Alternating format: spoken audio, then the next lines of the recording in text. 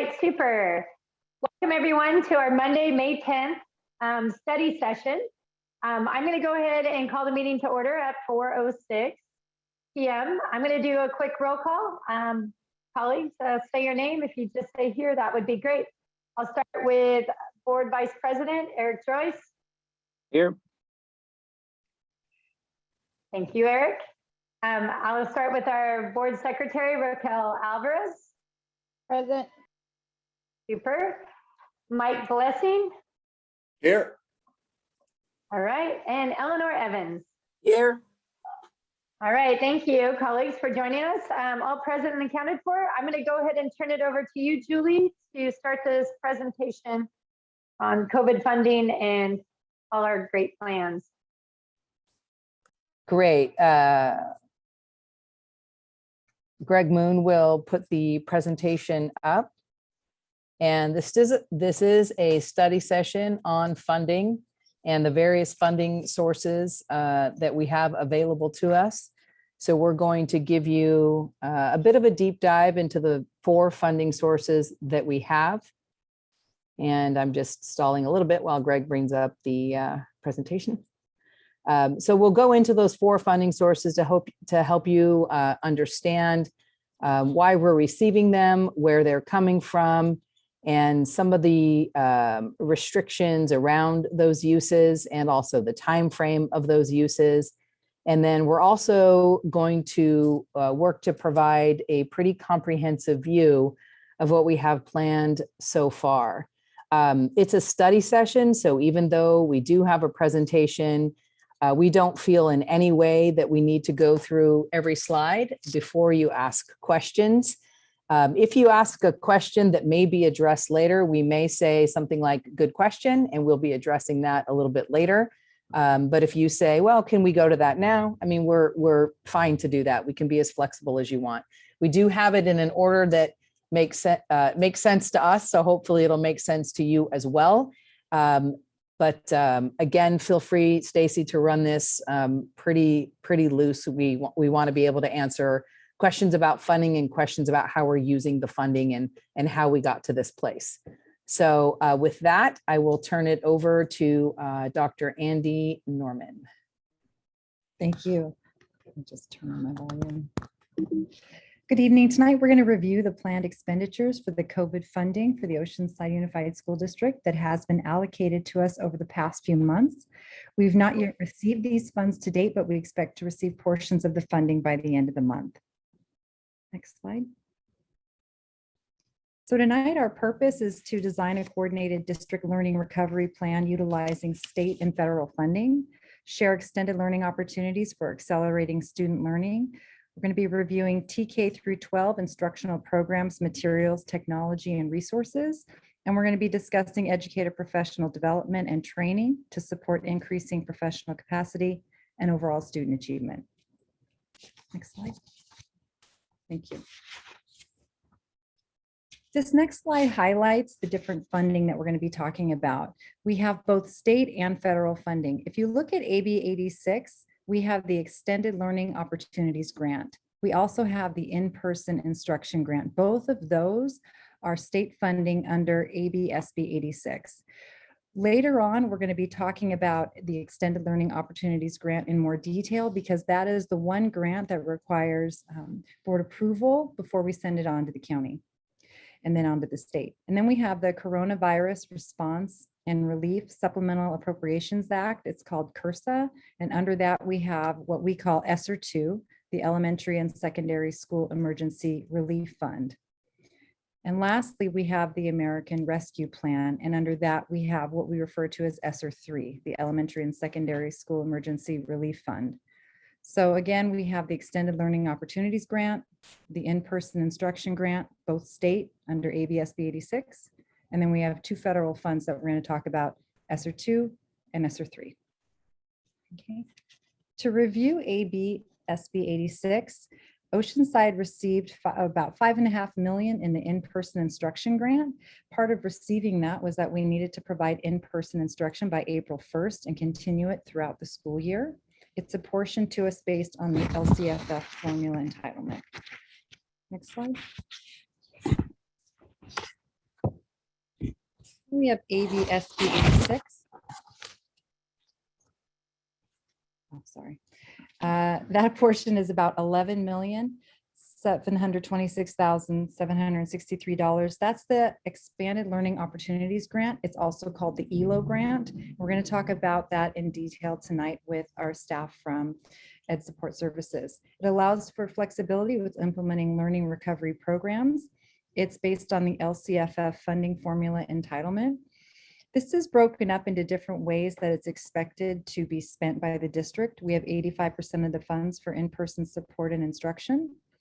Of that, 10% are used to hire and retain professionals, paraprofessionals, and 15% can be used for distance learning or to prepare for in-person learning. Part of ABSB 86 expenditure plans will be required by June 1st. That's why we're presenting it at the board meeting tomorrow night. Funds will be made available to districts in May and then again in August. And then funds will be available through August 31st, 2022. So those are the two state fundings we're going to be talking about. Next, we have ESSER 2. We're receiving about $12.5 million in ESSER 2. And that one came to us. It was enacted on December 27, 2020. It also follows the LCFF formula entitlement. The funds will be available through September of 2023. So you'll notice here that we're starting to talk about different spending timelines. And that's really important as we put together our spending plan, is that we're looking at what we can use throughout multiple years for different purposes. And the first installment of ESSER 2 funds will be made available to districts in May. The 25% there notes that that's the portion we should receive later this month. And then lastly, we have ESSER 2. That's our largest with close to 28 million. And that was enacted on March 11th of 2021. That also follows the LCFF formula entitlement. And here the funds are going to be available through September of 2024. So that gets us through the summer into 2024. 20% of the allocation must be used for learning loss mitigation. So that's about $5.5 million for us. And we haven't been notified when we're getting the ESSER 3 funds. According to the county, they anticipate in May. So next slide. This slide here is just a nice summary of everything I just discussed with you. To the far left, it just notes the state and federal legislation, the source, the formula, the different timelines, and then the amount. And so that's just provided for you for reference. Next slide. And so what's really important is how we came to design both the ELO grant and then how we also put together the multi-year plan for learning recovery. Principals facilitated site level meetings with teachers, classified staff members, parent guardians, caregivers, and they solicited feedback on site priorities for both state and federal funding. So they took the feedback that they received from their communities. They created a prioritized list, and those lists were submitted to the district. District staff spent a great deal of time going through those lists and identifying patterns that we saw in different district school sites and things that we saw lots of school sites wanting, and we made those district priorities. And then we also noted the different sites and set them aside so that we could talk to them individually about the needs of their students. And we'll talk about that in a little bit when we talk about site discretionary funding. Next slide. If you look at this one, here's another graph. It's a different amount of money. So this is the ELO grant plan summary. So again, this is the Expanded Learning Opportunities Grant, and this is the one that requires board approval. This total is 11 million, 11.7 million. And what's important to note about the ELO grant is that it's organized into 7 strategies. And these are strategies for how we're going to deal with learning recovery in our district. And strategy 1 talks about extended learning time. Strategy 2 is accelerating progress to close learning gaps. Number 3 talks about integrated student supports. 4, community learning hubs. 5 is supports for credit deficient students. 6 is for additional academic services. And 7 is for training for staff on strategies of engagement. And so the numbers that you see here represent what we found when we reflected on the district priorities, when we went through each of the sites, and then when we also went through all of our departments and we looked for patterns. And so we found that the best way to organize the ELO grant was really to make it for the centralized service of the district, because we knew we would also have the IPI grant, we'd have ESSER 2, and we would also have ESSER 3 to address other parts of learning for our students. So that leads me into the next slide. The next slide is an overview of putting all the money together, and embedded in here is the ELO grant. So the sum total is just about $57.5 million. So it's quite a bit of money, and embedded in that is the ELO grant. This is organized a little bit differently than the ELO grant. The ELO grant talks about strategies, and within a strategy, you could have different pots of money working towards you to accomplish a certain strategy. With the multi-year summary plan, what we did was we looked at the broad categories that this money would be spent on, and we organized it that way so that what we could do is put together a plan that hits on the next, we're really focusing on the next 2 years, but it can go up to, again, September of 2024. So right now we've allocated close to 49 million. That's not all of the money, because we want to stay open to the unknowns and what we're finding that is most effective, or being able to change, and then also taking into account more of what the sites need and feedback. And so here we have the different categories. The money is placed in extended learning. So that really speaks to anything we're doing for summer school and intersession, much like what we saw in the ELO grant. Additional academic supports for social emotional supports, instructional material supplies and equipment, training for certificated and classified staff, talking about TK expansion, intervention, staffing, support, and professional learning, technology such as mobile displays, hardware, and software. I mentioned earlier talking about site discretionary budgets, and then we're also going to be talking about learning environments. So this is really an overview, and next what we're going to do is move on, and we have Dr. Lovey, who's going to go into detail into each of these areas, and then she can provide any other information you'd like to know. So I'm going to turn it over to Dr. Lovey. Sorry, Andy, can you go back one slide real quick? Sure. Greg. This has the ELO grant embedded in it. Correct. So the It money, does. this is including that money, but not Correct. including the last 16% of the funding, which are not planned for yet. Correct. Yeah, Okay. we will definitely plan for them, but not yet. Thank you. I know, I think you said that. I just wanted to make sure that I heard it correctly. Thank you. Does anybody have any of my board colleagues have any questions at this point before we get going into all the details about the funding? No, I All don't. right. Okay. One thing that's Well, really important, as I'm sorry, I didn't mean to interrupt you, Dr. Begin. One thing that I Proceed. wanted to, one thing I wanted to make sure I emphasize is that with each of the different grants that we talked about, whether it's state or federal, I already emphasized that there were different timelines, but with them are also different rules. ESSER 2 and ESSER 3 are very similar. However, the in-person instruction grant and the ELO grant are different than ESSER 2 and ESSER 3. And so they have different justifications. And so that's why the money's been arranged differently when we put them all together. Are we going to be going over exactly what the differences are, or are we just supposed to know and understand what that is? I did send out the justifications in the last Friday letter about what each of them are, but I'm happy to go over them if you'd like. There's about 15 with ESSER 2. There's fewer with the ELO. The ELO grant plan has the 7 justifications that we're going to go over in detail today. And then there's the in-person grant, which we can also go over if you'd like. No, And we're so it happy hasn't to changed from that though.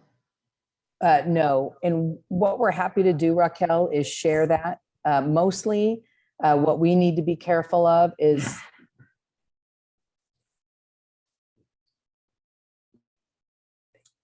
mostly what we need to be careful of is that on the back end, all of the money is categorized through our accounting department in the right bucket, because all of the dollars do have strings attached.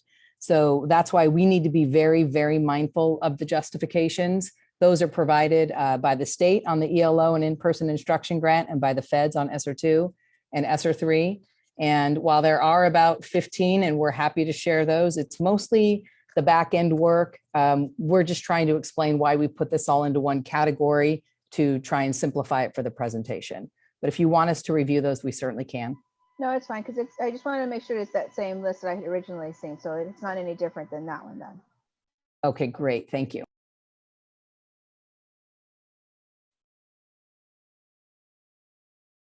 Next slide, please.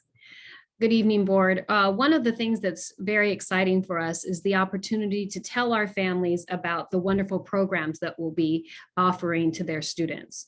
The first thing that we're going to be talking about is our summer programs, which we will be sharing even more in detail with you tomorrow night. But what we wanted to tell you is that really a big investment has been made into summer school programs. Millions of dollars, close to $10 million over the next few years, has really been thinking about Intersession, which are basically summer school programs that happen, let's say, at the end of winter break, or maybe during another break, spring break, and a summer program. So when we inform our families, we want to make sure of several things: that we use multiple modalities of communicating with our families, that we use email, text messaging, our websites, paper flyers, and that those informational materials are shared in both English and Spanish. We want to make sure that our students who qualify for specialized summer programs are invited using a special letter that is going to be able to let parents know when they can come. And the other thing that we wanted to make sure is that we took an interest survey from our families. So which families were interested in having their children participate in a summer learning opportunity?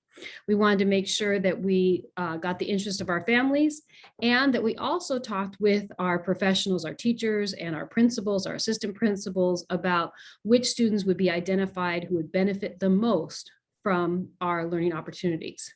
Next slide, please.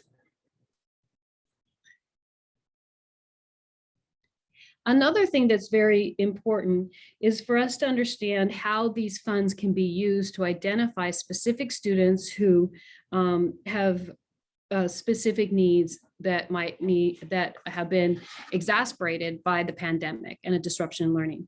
So a couple of things we want to really think about are those students. We know we have a number of students across the state who did not enroll in kindergarten this year. So how do we do outreach to them so that they can have that opportunity?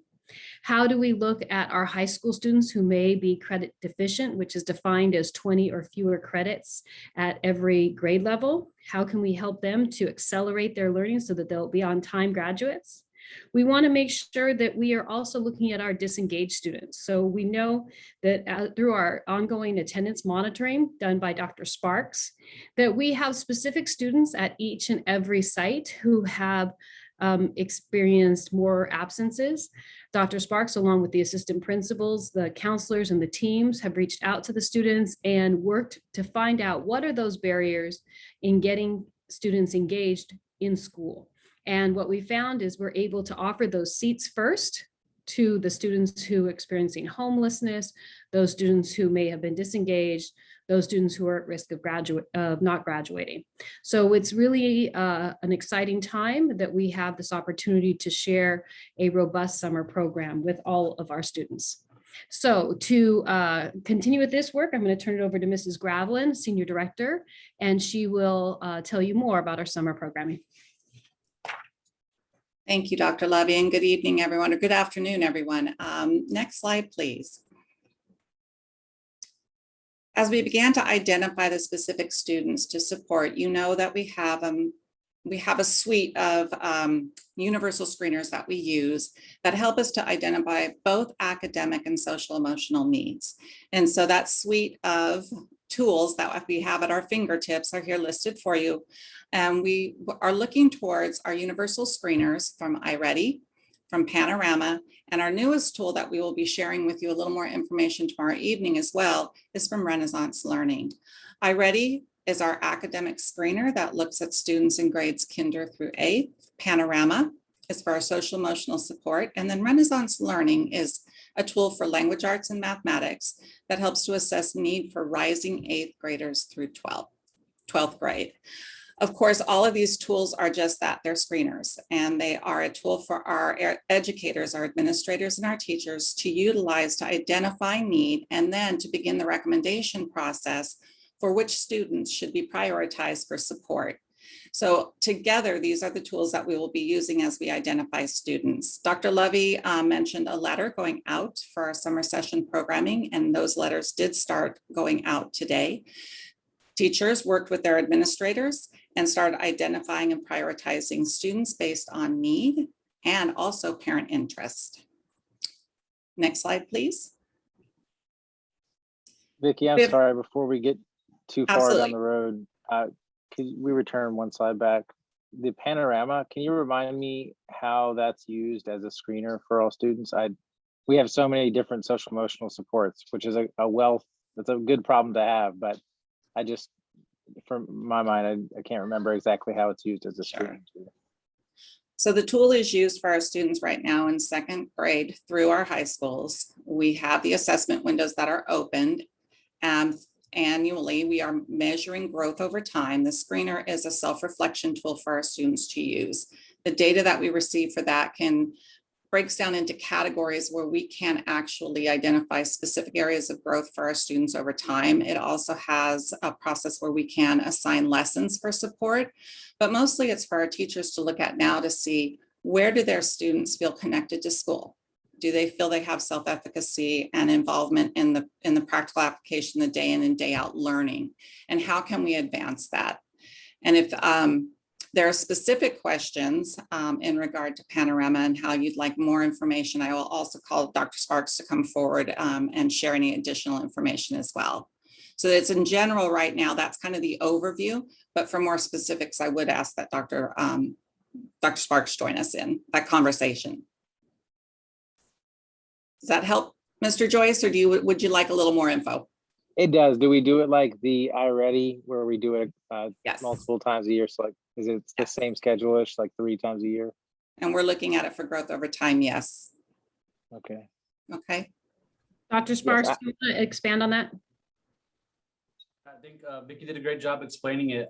This is our first year using the Panorama tool, and we launched it during purely virtual learning.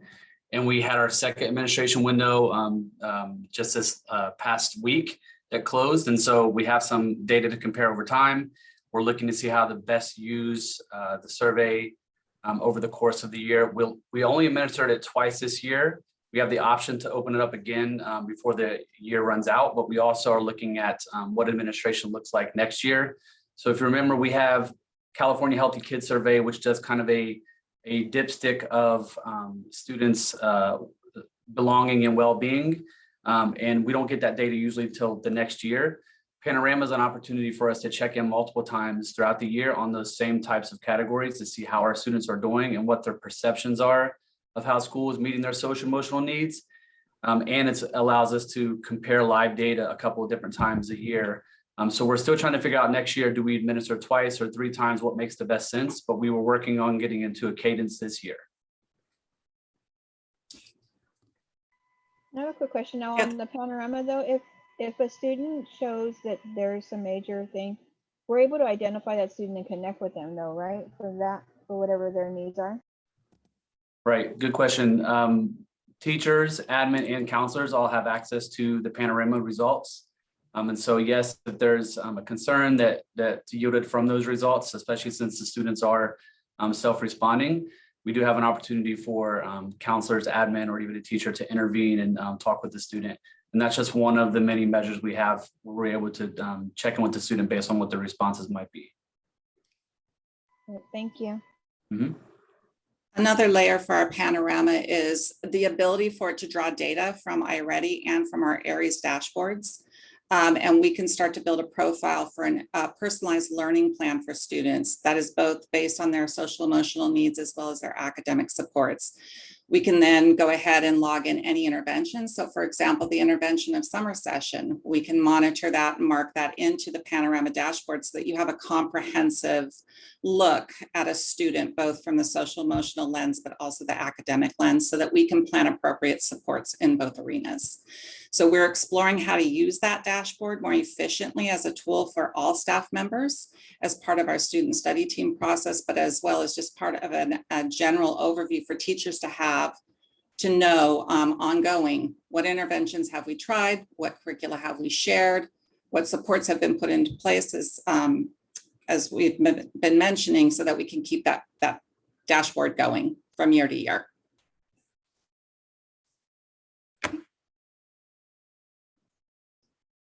So moving forward into strategies for supporting our students, we do have a number of strategies that we are preparing right now, and we're going to go into each one of these in detail. But what I'd like you to note is that, or is of importance right now, is that all of these strategies are working together to accelerate student learning. And that's what we want to do. We want to look at the essential skills that students need and help to accelerate those so that they are ready and prepared for the next school year. And so as we go through, we'll be talking about that acceleration process. Next slide, please.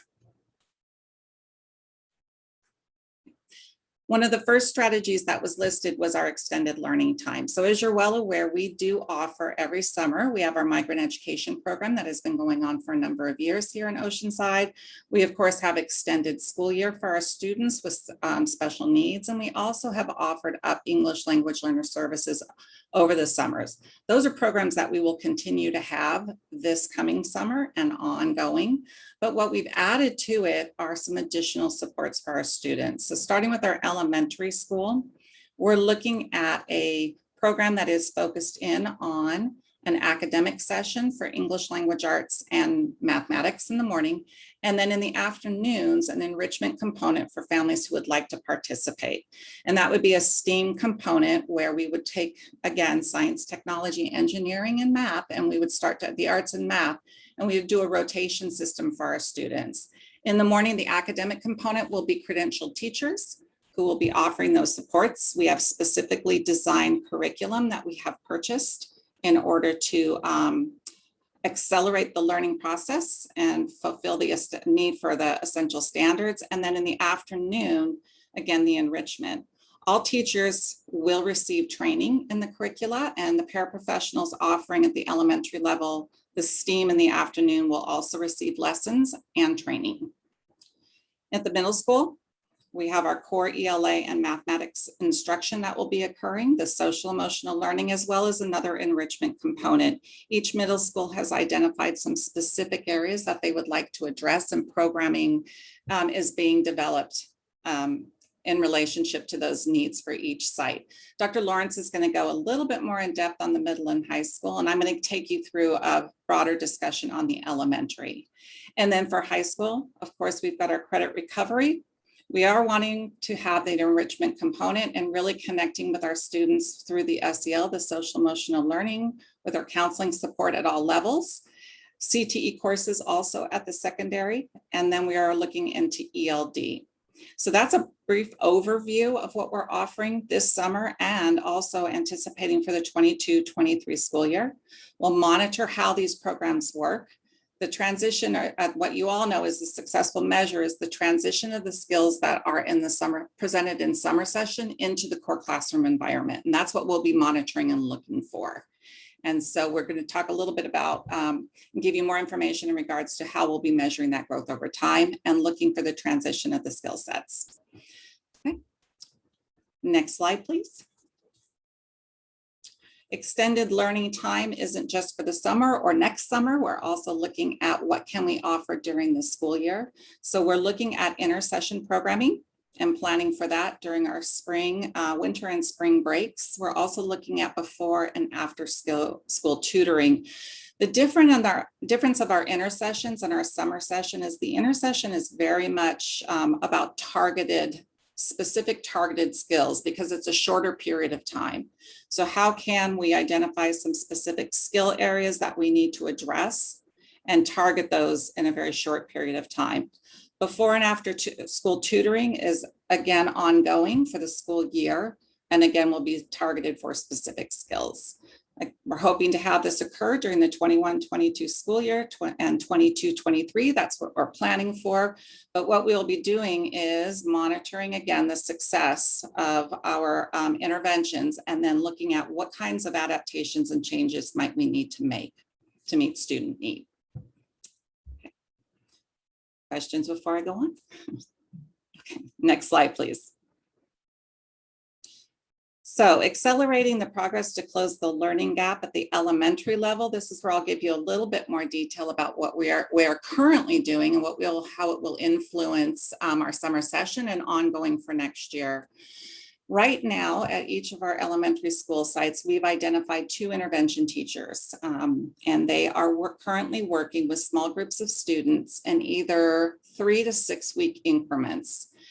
The increments are determined by the curriculum that's being used and the grade span of the student. So for our 3-week turnaround, during that time, students participate in a curricula that focuses in on oral language, reading, and writing. And so every session the student attends, the lessons are cyclical in nature and they align to our core curriculum benchmark. And they're focused on those 3 main skill development areas. Our kids that are participating in 1st grade attend a 3-week, 2nd grade is 6, and then 3rd through 5th is a 3-week interval. Right now, we're seeing a good deal of success with the curriculum. Our teachers who are using it and who have really looked into it feel it's a strong support system. But again, what we're looking for is that transition of skills into the classroom. So when I go to my intervention classroom, how am I then transitioning back into my core curricula? And the learning that I had during that time, how is it influencing what I'm doing in the classroom? What we have right now is anecdotal notes from teachers. We're in the middle of our iReady window, and we're going to look at some quantitative data, but qualitatively speaking, we've had teachers who have mentioned they were unsure if 3 to 6 weeks was really enough time for a child to show growth over time. And they've been surprised at how well the children have been doing with the curriculum that they've been using. This is a pilot process right now because it's influencing how we address our summer learning session. So we'll be using this curricula from Benchmark called the Benchmark Booster. We'll also be using Do the Math by Marilyn Burns. And those will be the 2 core curriculas that we'll address over the summer months. We're working again in 3-week sessions in the same vein, and we're providing the same training for all teachers who will be presenting the curricula. I'll stop in case, because I see a hand. Mr. Joyce. So the way we're doing it now is kind of based on what we have available too, right? So the kids are staying with that small group for how long? In their 3 to session? 6 weeks. I meant like each day. Oh, each day. It depending upon how, it's about a 90-minute window for each group. And what they're doing, Mr. Joyce, is they're not doing that during their core academic time. So if they're a group A student, they would go to their core academic time in the morning and their intervention in the afternoon. If they're a group B student, it's the reverse. They come in the morning for their intervention, core academic in the afternoon. Yeah, I'm more thinking ahead, I guess. Okay. Because As to right how now we'll be that works doing. out conveniently in this current model that we're in. But it might be different if we are in a different model in the fall. And at that, I wholeheartedly agree with you, and we can look at that scheduling, and that's one of the conversations we've been having of how can we additionally break up. It might be that we need to have a longer window than 3 weeks and break the curricula up so we aren't interrupting core curriculum instruction. And we'll look at those adjustments to scheduling as we move forward. Can you tell me what this second part, I guess, would look like for these staff members? So for they'd this be getting trained on something in summer session? Facilitate ongoing professional learning and coaching for certificated and classified staff. Okay, so during the school year next year or during for our summer session, or both? I mean, are they doing that work in both? Yes. So this summer, before we begin our summer session, our certificated staff members will attend some training days that have been set aside. We have trainers coming in from the vendors who are the publishers of the product that we're using, who will be coming in and sharing training. And then we also have our own TOSAs who will be providing supports on how do we implement that curricula within the summer session window. And they're doing the ongoing support that will also extend into next year. So it's a train the trainer model that we're working from. And we do have our TOSAs who will be working alongside our credentialed teachers. For our summer session, our paraprofessionals who would be assisting with the enrichment activities. We have our TOSAs who are also going to be providing training. So right now I have a team of 6 professional educators, our own teachers, who are creating the curriculum and the lesson plans that will be taught by our paraprofessionals in those afternoon enrichment for summer session. And then they will also be receiving training and ongoing monitoring. I have a team that will be here working, a team of teachers that will be working over the summer to help support and go out to sites and also troubleshoot, do drop-in sessions for anyone who needs support for the curricula that's being instructed. We've been using that model this year with our intervention teachers, and it seems to be pretty successful. Okay, so that's summer session. Do you want me to stop there for a moment? Raquel? Nope. Are you okay, Ms. Alvarez? Can I add anything else for you? No, I think I get it, and I don't have anything unless there's something else that Eric still had. I'm still trying to grab it all. Hold on. Hold on. I absolutely hear you. As far as our ongoing professional learning, we're working on our model and how can we accelerate. We're using some of what we're doing this summer as our kind of our pilot and our test ground of what's working well for our practitioners and what do we need to improve upon. We will have a professional learning calendar prepared and ready to go and started to look at prioritizing which particular topic areas do we need to cover first as we move forward into next school year.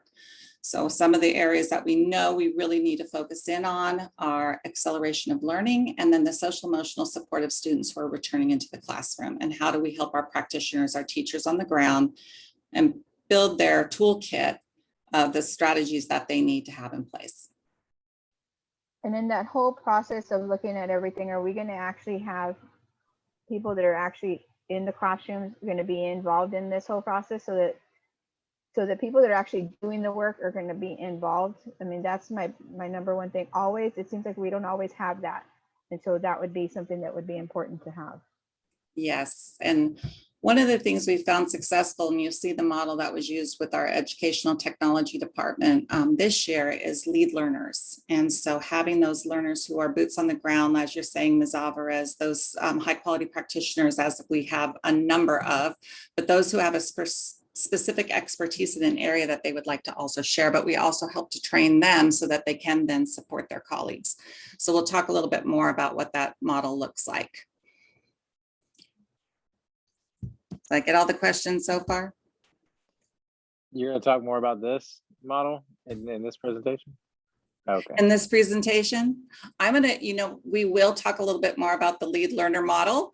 I'm not sure how much time I'm being allowed, so I don't want to take more than my fair share tonight.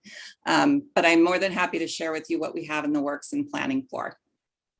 We also have more details for tomorrow night where we're going to go even more in detail with this. So we wanted to make sure that we allow you to have that opportunity for tomorrow night. Okay. So thanks. That's kind of the tricky part about pulling the ELO apart from the rest of the funding, because I mean, while the ELO is the only one that the board specifically oversees, the rest of the funding we still have to sign off on too. So at some point, figuring out how they work together and pull apart is important too. So I am curious to hear more about it, but I will remain patient. One thing I'll just let you know is that one of the things we were really impressed with the ELO is the structure that they put forward at the state level really aligns with district priorities. And so using that framework for all the funding that we had was a definite priority, because we know that we want to make sure that we're using our funding in the most equitable way to address the learning disruptions for students who've been most impacted by the situation. We want to make sure that we're also using a sound pedagogy, and that we're making sure that we're including our practitioners in the process as we move forward. So those are all things that we've kept in mind the whole way through. But at the same time, we want to make sure we don't overburden them with too many meetings. So we were just trying to like find our way through. And that's one of the things we're thinking. But we want to make sure that whatever we plan on is something that will help our students today to be successful, as Mrs. Grablin says, well into the future. Give them the skills and the tools they need for ultimate success.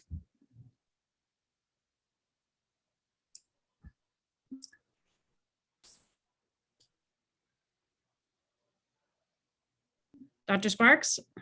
Right, thank you. Good evening or good afternoon once again, board and executive staff and Dr. Vitale. I get to share a little bit around strategies 3 and 4. Strategy 3 is around integrated student supports to address other barriers to learning. Strategy 4 has to do with community learning hubs. So I'll just share a little bit of information with you about these 2 strategies. The first is around the integrated student support to address barriers to learning. So we look at this as a way to use integrated supports to address barriers to learning, such as provision of health, counseling, or mental health services, access to school meal programs, before and after school programming, or other programs that address student trauma and social emotional learning, or referrals to those resources that families might be able to get support from as well. We're looking at this in a number of ways for OUSD Action. Specifically for us, we're looking at expanded transitional kindergarten, so expanded TK, making that available at each of our school sites. Kindergarten camp, which is an opportunity to provide instruction to our incoming kindergartners for 2 full days over the course of a week, with specific curriculum that will be focused on foundational skills for what it means to be a kindergartner coming to school, considering that a lot of our students who are coming into kindergarten did not have a normal or typical preschool experience. And so we're looking for opportunities to connect with them prior to them entering into the kindergarten classroom. We're also looking at social emotional supports through not only our partners, but our counselors. Counselors will be available for some of our summer school programming. We have 4 positions that will be available to support summer school programming. In addition to that, we have a number of summer supports, one being the Wellness Together partner who I shared with you all a few weeks back.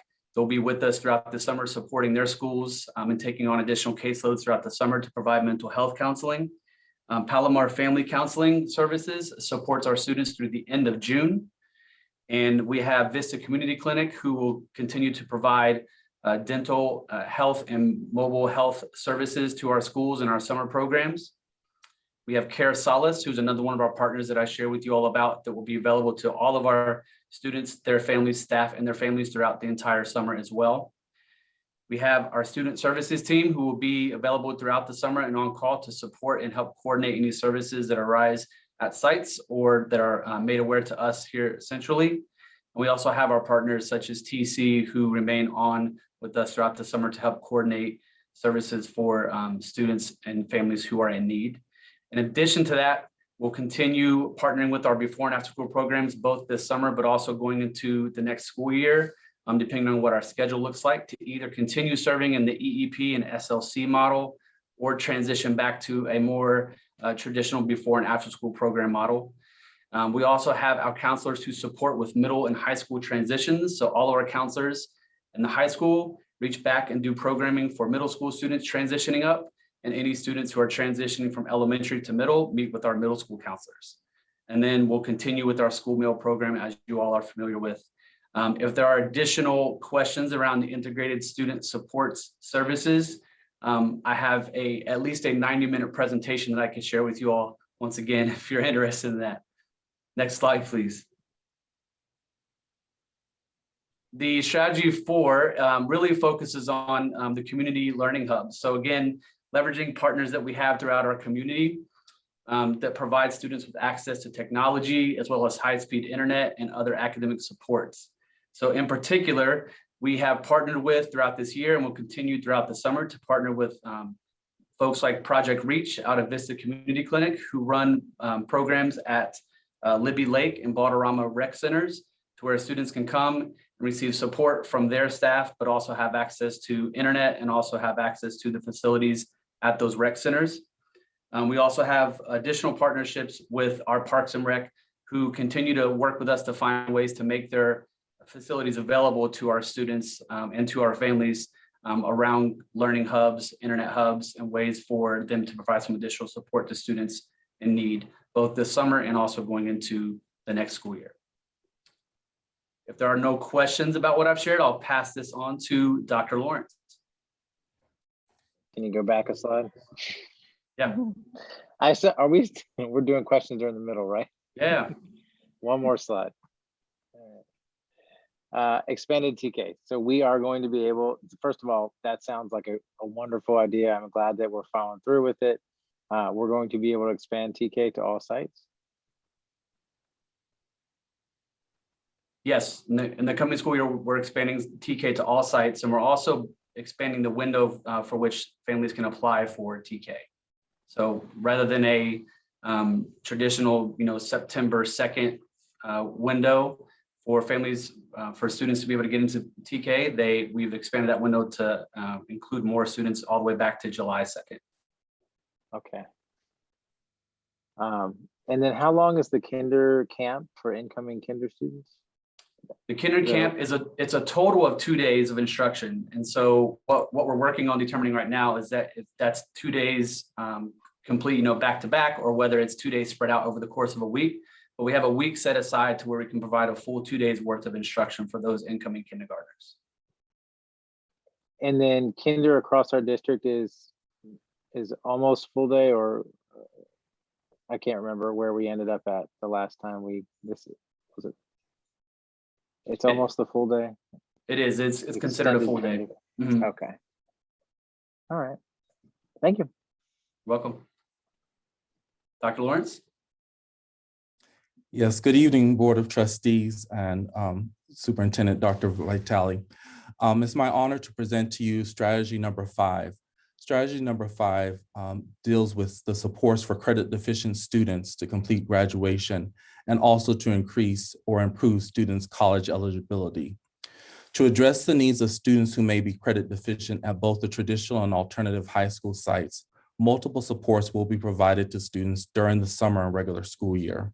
This will include credit recovery sections for students where students will enroll in credit recovery classes to make up credits through APEX with the support of a teacher. In addition, students will have access to classes where students need the direct instruction of teachers in supplementary classes where students have historically had more difficulty passing online credit recovery courses. This would be courses such as an Algebra 1 or Algebra 2 or other content area courses. Before and after school opportunities for learning will also be provided to students to take credit recovery courses and or to engage in tutoring or special enrichment sessions. Such offerings will be provided to students throughout the year in the areas of even AP test prep, college preparation, tutoring sessions, and special workshops focused on improving students' college eligibility. We will also continue to monitor the progress of all students and provide students with time-sensitive support through placement in these offerings. Next is Dr. Lovey. Thank you, Dr. Lawrence. We know that the most important resource we have in our school district are our educators and our staff. And so we want to make sure that our professional learning meets the needs of our teachers and staff, that it's systematic and ongoing. We have identified specific topics that align with board goals and also the needs of students. We have the importance of having students with disabilities being integrated into as much general education as possible and have a least restrictive environment, that we have an equity-focused learning environment and that we are supporting students and everyone is included. And we also have that we are looking at student data as we move forward. Much like Mrs. Gravelin talked about, we want to make sure that every one of our actions results in improved outcomes for our students. So as we look at this, we also want to make sure that we are looking at emerging multilinguals, which means both our students enrolled in TWVI and our students who are English learners. The students who are able to speak multiple languages will have more opportunities to be global citizens and to be successful in their future careers. So we know that teachers have specific needs. We also know that they have specific areas of expertise. We will be leveraging our lead learners, which are those teachers and other professionals who are excellent in particular areas to help support their peers. So we believe that's going to be really important. So that's one of the important things as well, that we put aside time for systematic ongoing professional learning. The next slide that we have is really kind of an overall idea that we really want to make sure that we continue to focus on those academic services for students, that we utilize our universal screeners that Mrs. Grablin talked about, that we use both qualitative and quantitative data to make sure that we monitor our progress, that we have accountability for the actions that we take, that we have regularly scheduled collaboration time for our instructional teams, that we also develop those personalized learning plans and communicate those with students and parents, guardians, and caregivers, because we know from research that it's essential that students know how they're doing, what they need to improve, and how they can continue to grow in their education. We also want to make sure that, again, we have progress monitoring for our summer programs and extended learning so that we can make sure that as we see a need, we can be nimble and we can be flexible in addressing needs that emerge. So that's one of the reasons that we wanted to make sure that we have a very strong plan for the next 2 years, that we leverage the funds as soon as possible. So we do that early intervention, and that we continue to progress monitor so we can make adjustments as new technologies, new best practices, and also if things don't work out, that we can adjust those as well. So those are all of the things that we want to make sure that we continue to focus on, those additional academic services for students that are going to address student needs and make sure that we focus on reducing that disruption. With that, I'd like to turn it to Dr. Norman.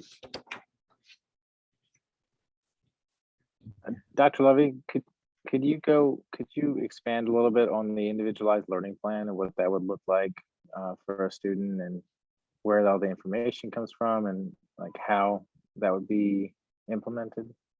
Yeah, so this is a K-12 thing. right now, I believe, and I'm gonna have to defer on this. I think right now we're talking about K-8, but I'll have to check with the team. Dr. Lawrence, is it going into K-12? Yes, it is. Thank you. So what this will be is we will be looking at the Panorama platform, which will look at multiple measures for a particular student. So it will be able to integrate ARIES data based on attendance. It will be able to look at grades. It will be able to look at our universal screeners of iReady and of Renaissance and put it into the Panorama package. There will then be a report that will be generated for students and caregivers so that families know, hey, your child is doing really well in English language arts. They have great reading fluency, let's say when they're young, and they have great self-efficacy in the area of social emotional, or they have great empathy, but they might also need some support in advocacy. They might need some support in mathematics. So this would help us to be able to shape individually and collectively our plans, because we know that our plans overall are important, but what's really essential is each individual student. So when we look at data for all of our students, that's important, but we also know that the most important thing is that child right in front of us and how do we address their needs. So that's the plan at this point. How would that work in like a high school model? Who would be responsible? Is there like a homeroom teacher that would do something with the individualized, or would that be a counselor based thing? Dr. Lawrence, do you want to address that, please? Yes, thank you, Trustee Joyce, for that question. In working with Panorama, we looked at how does that become now a grad plan tool? How do we look at that? So it would be drawing information from, for example, if a student begins 9th grade at the high school level, bringing in the information from how do they progress in their specific core classes, math, English, science, social studies? What were some of their survey results of how they felt about school at that time. When they begin to meet with their counselor, the counselor would then go over and say, these are some of the strengths that we've noticed. These are some areas of challenges. What are some of the things that you're experiencing while you're at the high school? Or what are some goals that you would like to make as you begin your approach on high school campus?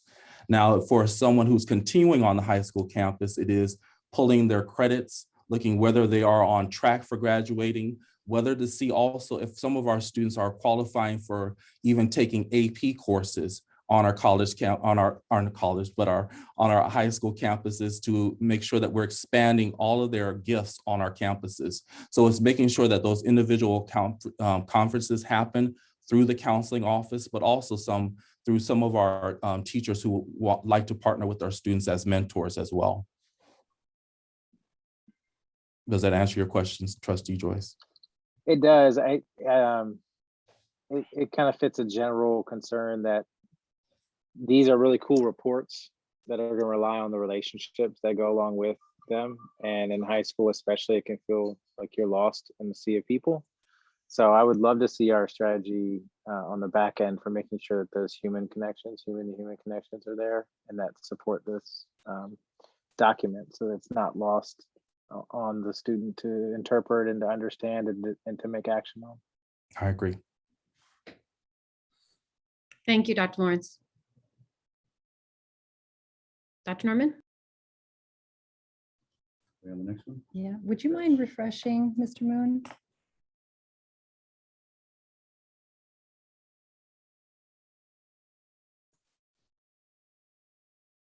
Great, thank you. Well, this is an exciting slide. I'm really excited about all the things that we're going to be doing here. Something that came in from many of our sites, almost all of them, through both the Long Range Facilities Master Plan Committee and then also through the prioritized listing from the sites coming in from the teachers, the classified, and the parents, are a need for outdoor shade structures for learning spaces. So we've put in an average cost in the budget of what a typical shade structure would be. It's going to vary when you look at your size, your different sites. For example, Chavez would probably have a larger one than, say, maybe one of our smaller sites. We've also already started ordering outdoor tables for our expanded learning outside. You'll see that come across on the board meeting tomorrow night, and then we'll have a phase 2 in the summer. We have HVAC, which is our heating, ventilation, and air conditioning for school sites. That's based off of our deferred maintenance, and our director, Mitch Maynard, keeps account of the priorities for our different sites. So we have that in the budget. We have flexible furniture for elementary classes. This one was another item that was on many school sites lists, and something that our teachers are asking for.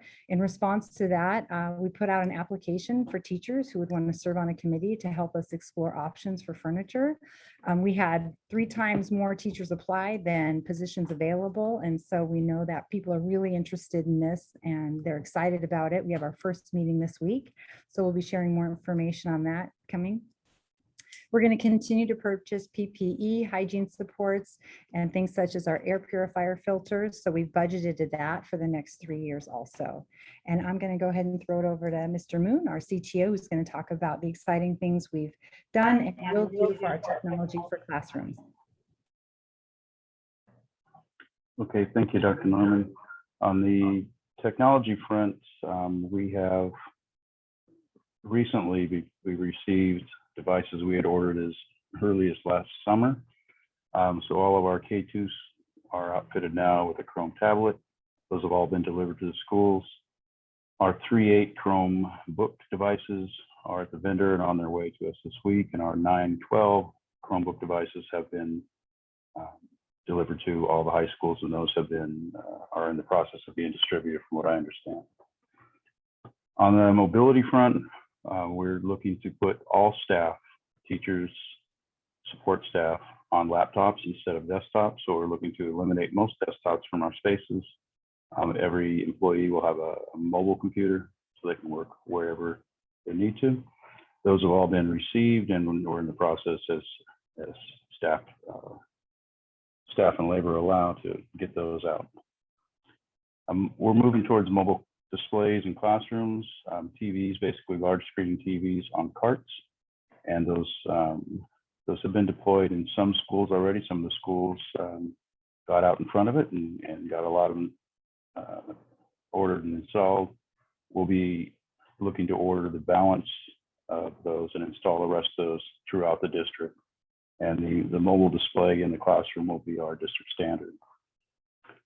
We also, you also approved last year the audio amplification systems. Those have all, we haven't received all of those yet, but as we receive those, we're getting those installed in classrooms. The last shipment's due almost on the exact last day of school. So when we open next year, all classrooms will be outfitted with those audio amplification systems. Many schools already have them, so that's just a continuing deployment. On the software front, we have a number of applications that you may have heard the names of for front-end instruction, but also on the back end, we have a lot of software. For example, we've upgraded our Google domain to support the Meet, and we have analytics on the back end now. We also are looking with past funds and with these future funds to continue to fund our professional development platforms. We have a platform called Arudo Learning, another called Kite Learning, and those are there to provide professional instruction, especially in the areas of ed tech. As Mrs. Graven talked about briefly earlier, we're approaching the end of our second year with what we call our ed tech lead learners. So like elementary schools, we have 2 lead learners, middle schools 4, and high schools 6. So it's about 60 people, 60 practitioners around the district. Their job is to work. Or Information Technology Services has 2 coaches, and those ed tech coaches work with the ed tech lead learners. They're basically, they facilitate that group. And those ed tech lead learners are the front line with the classroom practitioners. So they're the way for a practitioner to get a quick answer from a peer. But every practitioner also has access to our coaches at the district office. The coaches have done phenomenal work on the deployment of a lot of these systems, and we're looking to continue that. It's been what I would consider a pretty successful model, and it looking to get even better for next year. So that's just a little brief outline of what's keeping us busy in technology these days. Mr. Moon, I have a question. It disappeared. Certainly, yeah. Thanks for sharing all those exciting things moving forward. Do you know, and you might not have the answer to this, do you know if they're going to be collecting devices and hotspots from students this summer and then redeploying them out next year? Or are students going to be able to keep their devices to possibly do summer school and other things? So our model now is at Oceanside Unified, K-12 is a take-home district.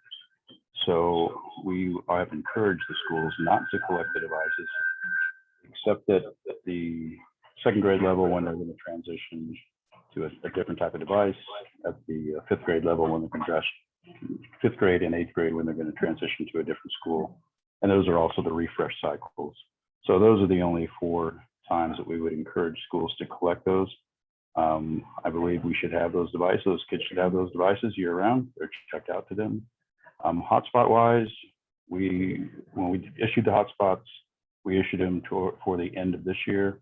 We are looking at redeploying those for families that need them for next year.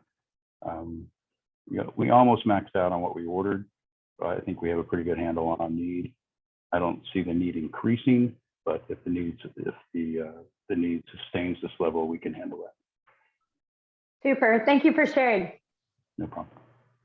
I have a quick question. I know we ordered sound amplifiers for our classrooms. Have we gotten feedback on those amplifiers, and is everybody using what is currently out there? Because if they're not using them, is there a possible way to collect who is not using them and distribute them to who's not, and then avoid having to have that order come in on the last day of school when we wouldn't need it anymore? Oh no, well, these, from what I'm told, these will be a request going forward. These are not just COVID types of devices. These are actually things that some of the richer school districts deploy. This was an opportunity for us to deploy those. I asked principals before we deployed what we have, or what we received so far, to tell me who wants one, who actually wants one, and to use one, so we don't have them sitting in rooms We'll do a reevaluation of that before school opens to make sure that everything we have is in a space where it's going to be used. And then we redeploy things. If we have an excess, we redeploy them to common spaces, libraries, media centers, et cetera, to make sure that there's amplification in every space where it's desired.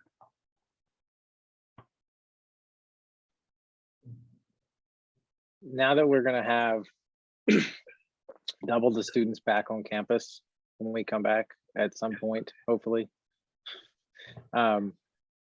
Do we have capacity issues with our hardware on campuses for supporting all the devices? Say everybody gets on at once. Do we have issues? We've actually used this as an opportunity, and you've approved many of those things. For example, we're in the middle of deploying 410 new wireless access points across the district. We've upgraded our switches to handle the capability of these new access points. So we have a few more switches to do so that the access points will run at the fastest speed they possibly can. We don't see any problems with capacity. Our speeds are in some place in the 200 to 400 megabit range, no matter where I go in the district inside of a building. Our next thing down the road will be for whatever date, I'd like to see ubiquity across all square feet of our what we own. So I'd like to see things out in fields. We need to make sure that if the buildings are covered more than substantially, and then we need to also start looking at having ubiquitous internet on all of our campuses. Do you have any ideas about how much that will cost to get Wi-Fi across those campuses so that learning is more flexible for our middle and high schools? I know that's kind of a major ask on the spot. It's a number. It's not probably any more of a ridiculous number than anything else we might bring at scale. So, but I believe it's something that needs to be done. We'll make sure, like I said, we'll make sure that we have all buildings covered. Everything, all of our buildings are in pretty good shape now. We're just looking to take advantage of the new technology that we're installing as far as speed capacity goes. And then we'll look at, there's some coverage outside of buildings now, but I'd like to see internet all over the place. So I don't have a number for you. I can have somebody come up with a number. As a technical side of the question, nothing that we're installing now would have to be undone if we were to move ahead with adding that capability to campuses? No, everything that we've installed recently, you approved late last year, and that we've installed through either E-rate or direct purchase, is all cutting edge stuff. It's all we future-proof for a good 5 to 7 years, including our firewalls, our core switches. We've got mostly the latest and greatest now network-wise. So awesome. Thank you for the update. I have a quick question. As we're upgrading our switches and we're upgrading everything like that, are we also preparing that if we add security on some of our sites that don't currently have it, so is it going to be able to hold all that? Are we looking then to have to expand again because we didn't prepare for adding security like at Jefferson or Surfside or somewhere like that? I'm not sure what the again piece is, but we have plenty of bandwidth on all of our campuses to handle any added systems. So our switches have capacity, our wireless has capacity. In and out of the district, we've got plenty of capacity with our high speed. So yeah, there's no issues as far as adding security systems. That infrastructure is there. Awesome, thank you.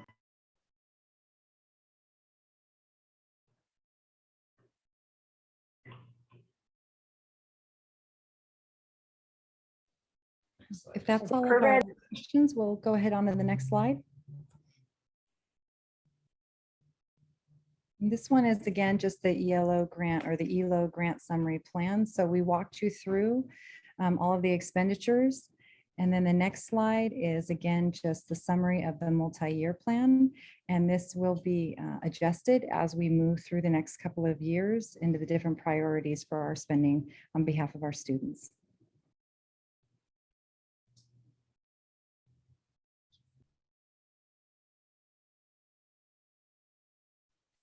Stacy, that concludes the formal part of the presentation. I'm aware that we have some public Great. comments, so if you want to take those, and then we can answer more board questions or. Sure, that sounds great. So we have three Stacy? public speakers, right? Stacy, I'm sorry, my apologies. We need 1 minute on the tech side to do some setup. And so Okay. might we take a 2-minute break just so people know that it's going to take us about 2 minutes to do this tech piece? Yes, let's go ahead and do it, and the three speakers can get promoted.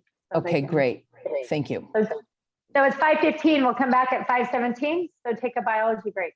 Thank you.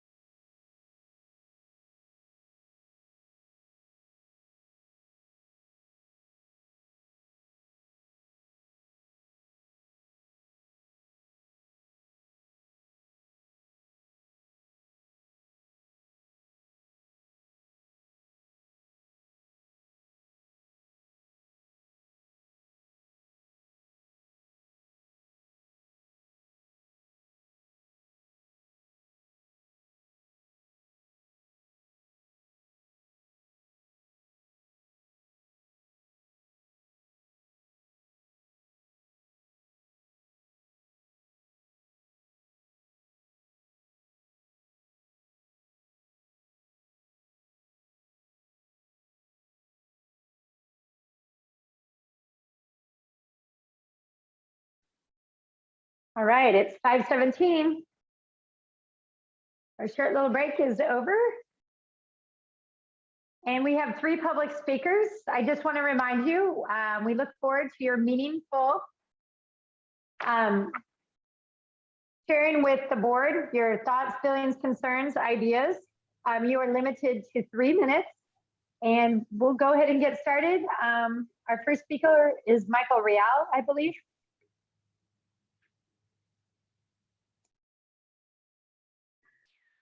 Stacy, we're just going to experience a little delay with some technical difficulty, so I'm just stalling, but it's okay. Sometimes Okay. technology All right. is its own excitement. We'll be with you in just 1 minute.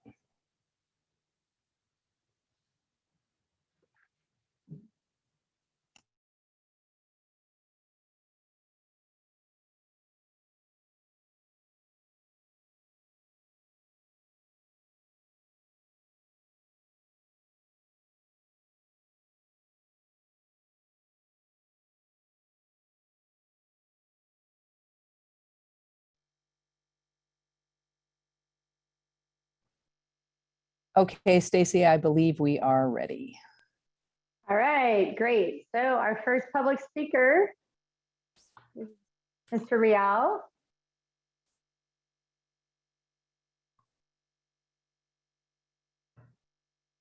I'll turn it over to Mr. Moon and Yep, we're looking for him.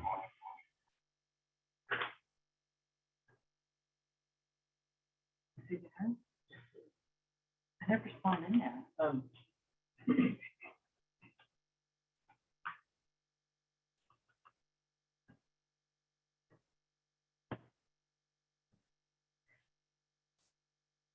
Stacy, He's not here. while Greg looks for Mr. Real, we'll just promote the next speaker and we'll keep Okay. looking for him. Okay, super. Mr. Madison, you can go ahead.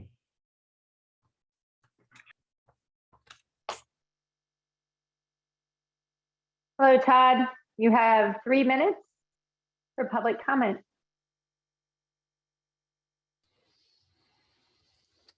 Got it. Hi. Came on there a little bit sooner than I was expecting. Thank you. So first of all, I just wanted to say thank you also. You know, as we saw, we're getting cash like we've never seen before. And I'm very happy to see the plans the district is putting together to use that money. They all sound like really well thought out uses of the money in ways that are focused on helping our kids with learning loss issues, as well as ways to keep safe when we return to full-time instruction. I like seeing the use of money to upgrade systems that have needed it for quite a while as well, particularly the tech side as well as the HVAC systems. I hope we continue that path rather than, as we've seen done in other districts, and using millions for purposes that really have nothing to do with improving things for our kids, like employee bonuses for simply going back to work. I'm glad this is a great start. Thanks to the district for putting this together, as well as the board for supporting this. Meanwhile, on the issue of fully reopening, we see an agenda item tomorrow where the staff is recommending a full reopening this fall. Of course, we support that wholeheartedly. Hope the board approves that as well tomorrow night. Any parents who want to be a part of that solution are encouraged to join a rally tomorrow morning in support of full reopening, 9 a.m. at the district headquarters building. You can also join the Parent Association at parentassociation.org.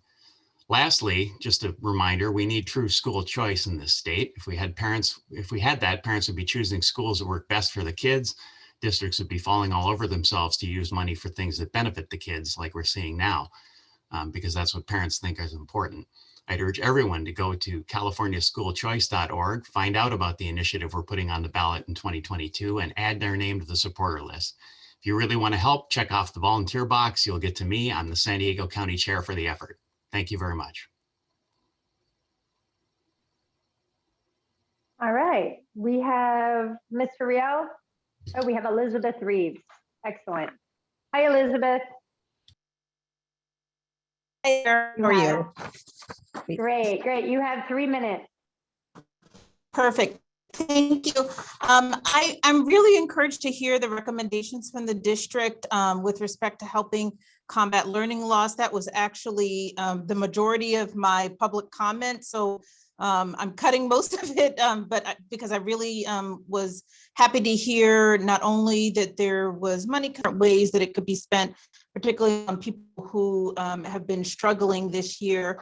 I also wanted to add that I really encourage you to make publicity for these meetings much broader so that more parents can be aware and you can get a diverse number of responses, particularly at the full board meetings, because sometimes the issues of the schools reopening and everything, which is really the #1 issue, kind of gets buried into the agenda. It'd be great if you just start with that, because that's, I think, what really what parents are interested in hearing about.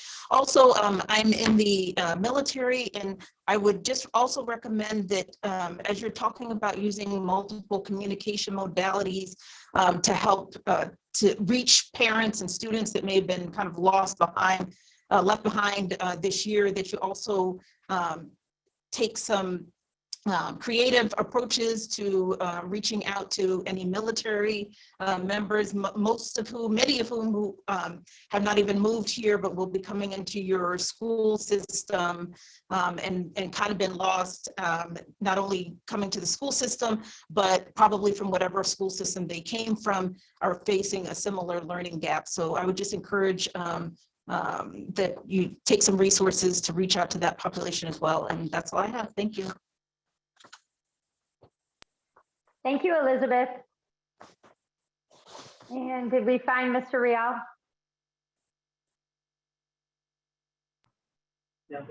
No, Dr. Begin, I did not find him. Okay. We can go ahead and start board discussion. That's my train, sorry. Let's go ahead and start board discussion. I'm looking at my board colleagues over there. We can continue to ask questions of staff. And anybody want to share their initial thoughts? Stacy, I I want to just need share to one say- oh, thing sorry. Go ahead. in relationship to the military connected students in schools. That is part of why we have allocated money for site discretionary funds, so that our 3 schools on base, they will tailor systems and other things that they want to put in place specifically for the military connected students. That is one of the reasons why we thought that allocating funds for sites specifically, because not all sites need the same thing. And that's a great example. That's why we have that in the budget. So I thought that was a great thing to bring forward. And yeah, so we're ready for questions, or if you want us to go back to the presentation at all and dive in wherever else you need us to dive in. Go, Raquel. I just need to say, I wanted to apologize because I don't know if I misspoke or was misunderstood, but I know for like the technology part of it, I just want to reiterate that I just want to make sure that like for Greg and his team, that it wasn't that I was saying like like for you, that it's you all that are not focusing on the financial part of it. In the past, it's never been a focus and a priority to make sure that the things that we're upgrading to and the things that we're changing and how we're doing things currently, that it's always been a priority, not only just for that department, but for even the board. And I know for myself, technology is one of the number one things, because it's what makes our schools function. If we don't have what our students need and what our staff needs, then it's not going to work the way that we want it to, and we're not going to be able to support our families the way that we want to.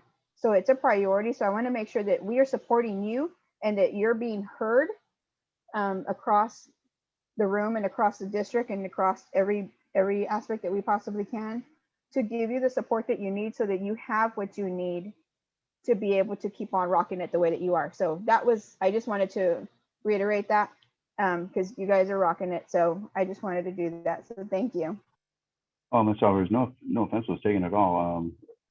There's some things that are in place here still, and were here when I got here, that I couldn't possibly tell you how they got like this, but we just wake up every time the sun comes up and try to make the place a little bit better. Thank you for that.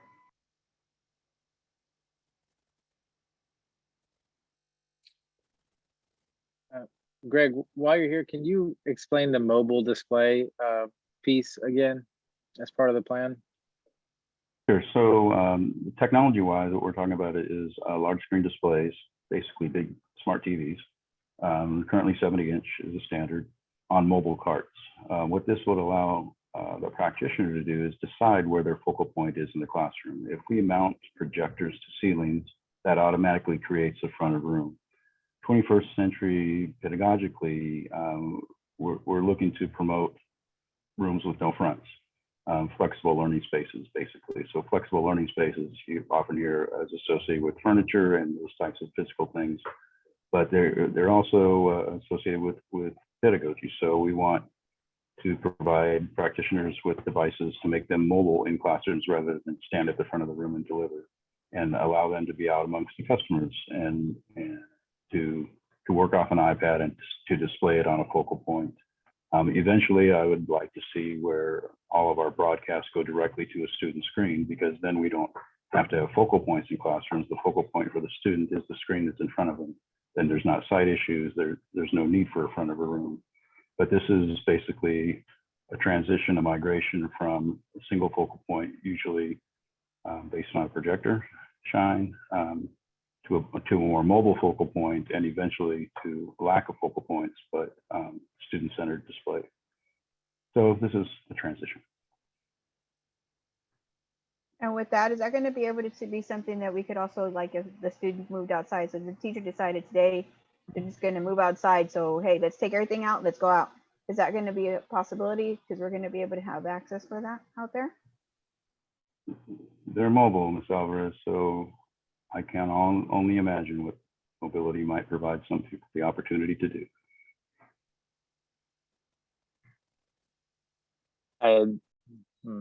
So just my quick thoughts on that. A 70-inch TV on a mobile cart. I gotta see how that is made stable. That scares me just from like trying to catch it. But the other thing is, I've been in some of our upper grade, this is for K-12 or is this? K-12 primarily, as with every standard, you're going to have some kind of variance. There are some specific spaces, especially in CTE classrooms at the comprehensive high schools, that I've walked through with the principals, and we've identified spaces where a mobile display just is not a thing. It's not going to work. So there will be some projectors, but for the most part, those are on a space by space, case by case basis, with the standard being the mobile focal point. Hi, Greg. I had the opportunity, this is in reference to Eric, I had the opportunity to actually view and work with one of those screens, and they are highly stabilized. It's almost like it's one unit with the cart and with the TV. Okay. Yeah, the carts that the schools are procuring are actually are quite a wide base, low center of gravity. I had the same thing, so I was imagining a 5-year-old pulling the thing over on top of them, and so we have no desire to be in any kind of suits like that. So these things have a great deal of stability. And although it sounds like you could, roll them around like skateboards in classrooms, for the most part, they'll be in a particular spot in a particular room, but that spot can then be chosen by the practitioner rather than by some faceless IT person deciding where a projector goes. Okay. I have I guess more of a concern. We talked about engaging and re-engaging our students in terms of attendance for the fall and for the summer. I know we're sending out letters, but that personal element is so important. Is there any way we can do something like robocalling, or even better, going door to door, or somebody personally contacting a household regarding their scholar? Ms. Evans, thank you. We absolutely agree and couldn't be happier to report on some of that progress. Dr. Sparks, could you share some of the progress we've made? And that this continues to be a priority for our board. Can everybody hear me okay? Volume? Now you Yes. can. Can you hear me now? Yeah. Better, okay. All right, I saw some people leaning in. So thank you for the question, and that our board and leadership continues to be focused on this. So we are doing calls. We're also doing letters. We are not only sending letters to students who are accumulating absences, but we're sending letters and doing calls to students who have improved on their attendance, especially since we've returned to more in-person learning opportunities. We recently pulled a list of students who have who've been identified as chronically absent, so having 18 or more absences over the course of the year. And that's the list that we've been working with on sites and all of our partners to identify students who would benefit from additional support. A lot of that work has been done by going door to door, doing home visits, and we've been able to work through just about 40% of that list, meaning with the students who showed up on that chronic absenteeism list, about 40% of them have shown that since they reached that 18 days or more of absences, they've improved attendance when we returned to in-person learning and since spring break. So that's a daily project that I continue to work on with our assistant principals and our attendance clerks. They've been doing excellent work and outreach here, but we really are coming at it from all angles, whether it be in person, door to door, ensuring that our students who have a lot of absences get access to the SLCs and the EEPs, that they get first offer to summer programming. I'm just trying to find additional ways for them to be engaged as well. But we definitely have a campaign ongoing to reach out and to re-engage our students who have missed even 18 days of school, but anywhere above that as well this year. That's really been our approach the entire year. I kind of want to back, sorry, board member. Go ahead. I wanted to back you up on that. That was one thing I had on my list of radical ways to kind of pull everybody in. Are there models out there where practitioners are encouraged, paid to do home visits prior to the school year to really up the engagement piece on those students and families to make them feel connected and seen as such? Are there models of that out there? Can I intercede? There are models. I wrote one for the National Education Association on home visits. And at that time, there were funds available for teachers to actually go to students' homes to, in order for them to meet with them and the parent and getting the student back into the classroom. So it's out there. I'll see if I can locate it, but definitely they are there. Right. Yeah, thank you. I would love to read the research as well. And I would also add, Trustee Joyce, that we are working on becoming a model. And that's very much our intention, to show how we have really leveraged not only our partners, but also our school staff to re-engage students who have disconnected. And not only just, 1 or 2 times of outreach, but pursuing students throughout the entire year until we help them experience a little bit of success, even if that's 1 day extra of improvement, 1 day extra of attendance. That's what we're really going for. Our partners such as TC, they spend a lot, if not most of the summer conducting those home visits. And oftentimes there are school staff that are going along with them on those home visits. That happens throughout the year as well. But I would like to pursue even a more formal model to where we make that part of our outreach on a regular basis. But we have site staff and we have partners who regularly do the home visits and the calls for outreach, but always open to additional ideas and additional research to help improve our outreach campaign as well. Yeah, so I was actually speaking more to doing a model outside of students that are experiencing problems getting to school and doing it broadly as a coalition. More of a proactive approach, is that what you're referencing? Right. So if you think about families that may have felt disconnected, and rightfully so, it's been hard for everybody to connect, even like to personally feel connected when you see other people now, because there's so much hesitancy.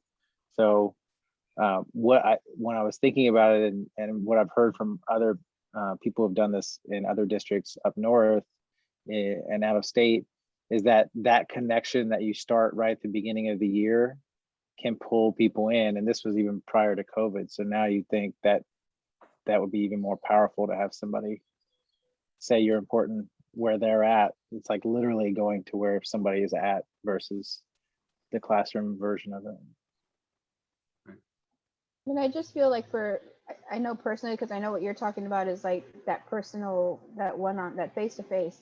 And I know like with myself, I went back to that whole thing of we were able to knock on all these doors during the pandemic already to get a bond passed. And we were talking with people and just still having conversations. So why couldn't we do that same model or that same mentality of being able to have a conversation with somebody? Because then it also makes them feel like they're being heard, because so many of them feel like they're already not being heard or they're not being connected with. And there's those, because we still, for whatever reason, and I don't understand why, we don't connect with everybody. We don't get the message out to everybody, and there's still that gap.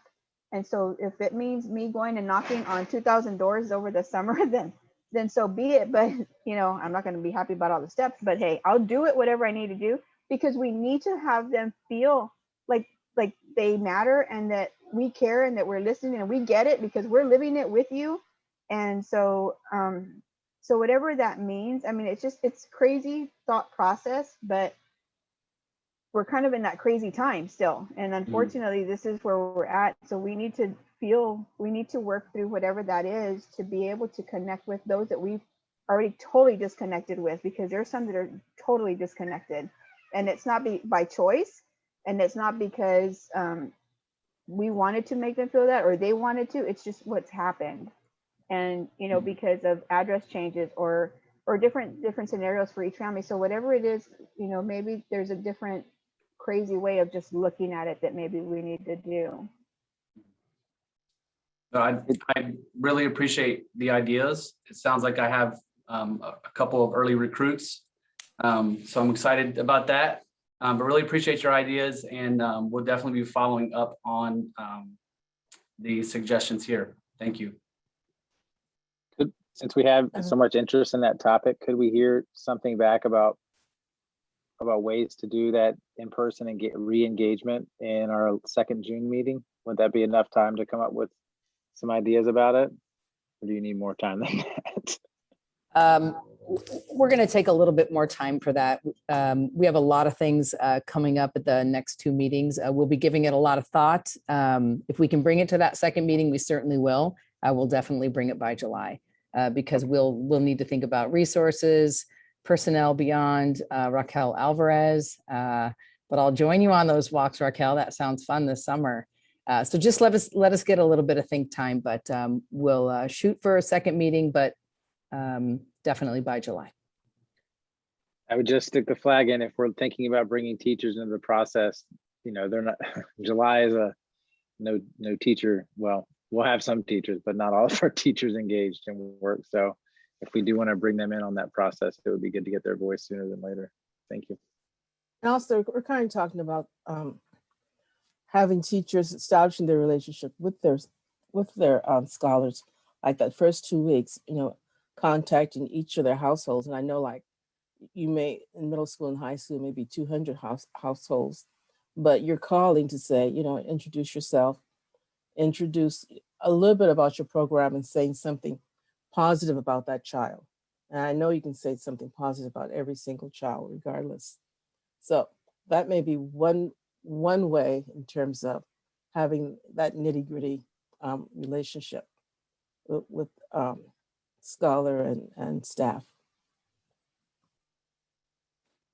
Not to throw any water on the fire and the enthusiasm for walking, because I know that works for a lot of different things. And Raquel knows that for sure, and all you guys do. But we do have some number that's not that large that I've seen that we're really only going to be able to attract couple thousand of kids this summer. So I mean, that's really seems to me an issue that we need to be aware of. I mean, you could go to every classroom has a child in it. Every teacher has the children in there, and they can ask each one of them to come to summer school. You need to come to summer school.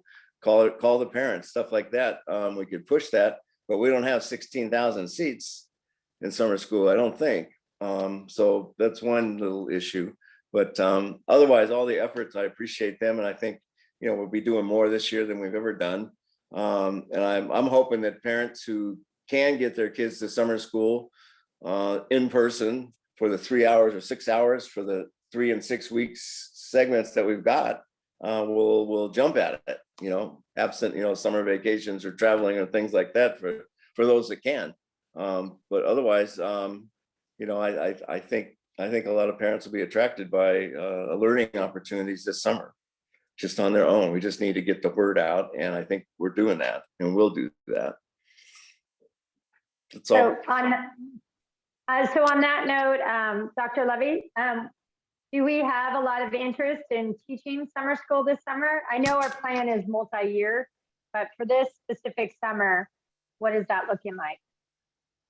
Yes, we have between 4 and 8 teachers who have initially said they are open to teaching either a 3 or 6 week session at the elementary level. And then we have a variety of teachers at different subject matters who are interested in teaching in the secondary schools.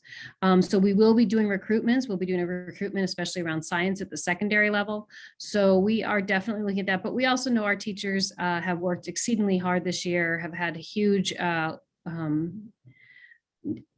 burden really to think about how they can do remote learning, and that's been important. So we know that we're really grateful for those teachers who have volunteered, and we were hoping that as many teachers who can, and of course volunteer to teach, but of course be paid for that teaching time. So that is something we're very interested in, and as many staff as we get, including our CSEA, our paraprofessionals, they too have worked really hard this year, and they also are looking at their vacation and their opportunities. So again, looking across the whole district between 4 and 11 teachers at any particular site that are particularly assigned. So they'll be redistributed in an equitable manner where the need is from students. Thank you. And then if we're done with that line of questioning, I was gonna ask some questions about our Surfside Academy and how these opportunities are extended to those families. And what is that gonna look like next year? All I can say is the pandemic had its pros and cons. A lot of families who would never even consider distance learning had their child in distance learning. And for some people that was a good fit, they never would have known. So how are we gonna meet the needs of that next year moving forward? Thank you. Yes. So what we do know is that on June 30th, the ABSB 98, which allowed for the model that we're using now for distance learning to count for our ADA. So this was something that was put in place to address the pandemic and specific safety protocols and learning needs. So that's expiring on June 30th. The governor actually today just talked about how that expired. So what we will return to is a traditional full in-person learning environment. But what we do have based on other laws and schools is an independent study program.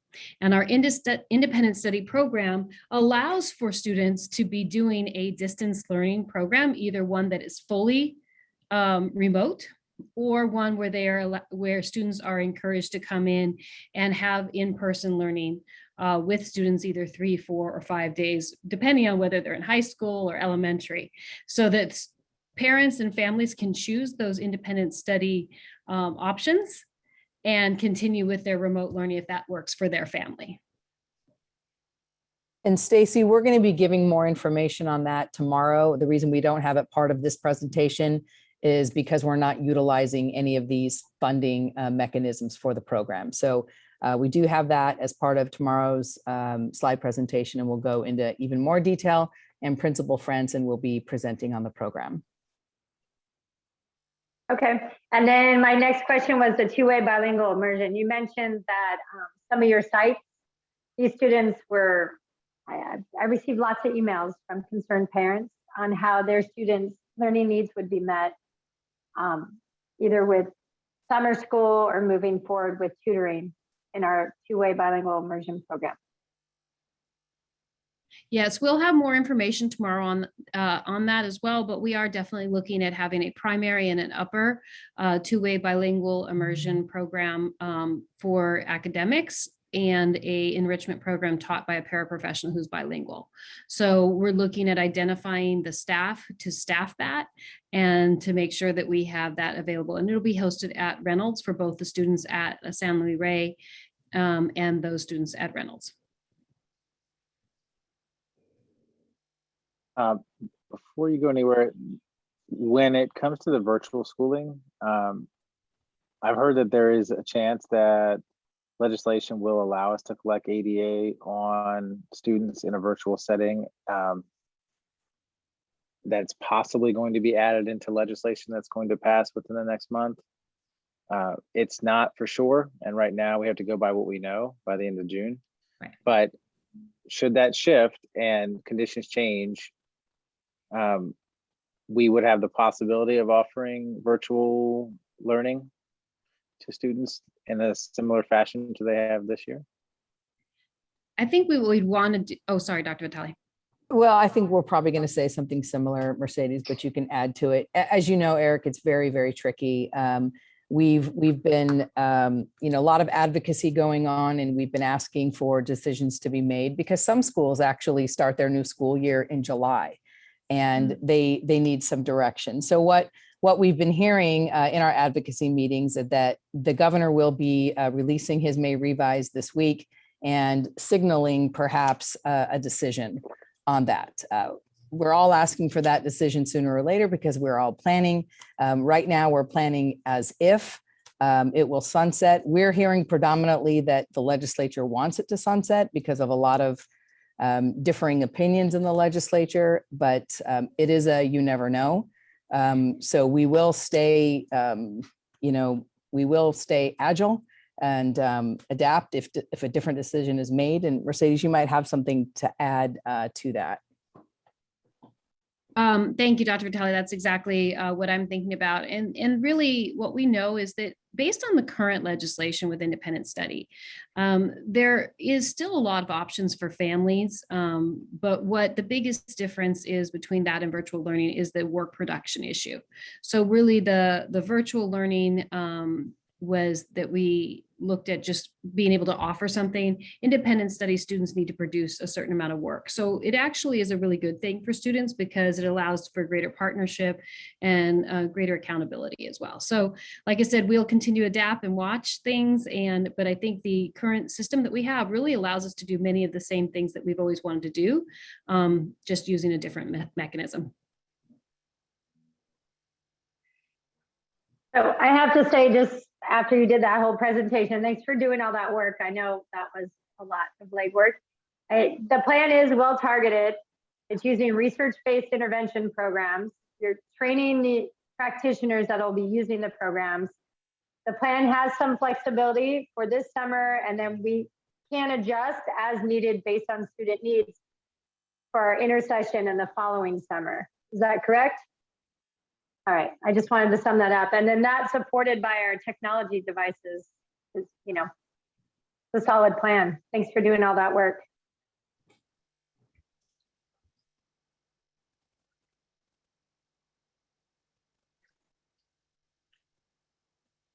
I second that. Appreciate the work tonight. So all I can ask is as a board that we get updates, because this is a lot of money and you guys have a well thought out plan. And I know plans shift and change, but periodically that we get reports on how things are going, how many students decided to do summer school, that progress monitoring you talked about, so we can see the success that this investment has made. I'd actually like to follow up on that point. So the ELO grant looks really, I can understand it. The strategies that are listed are in the slides through the rest of the presentation, which with the new addition to the slideshow that we got today, that makes a lot more sense. So you're right, the order does make sense. That's good.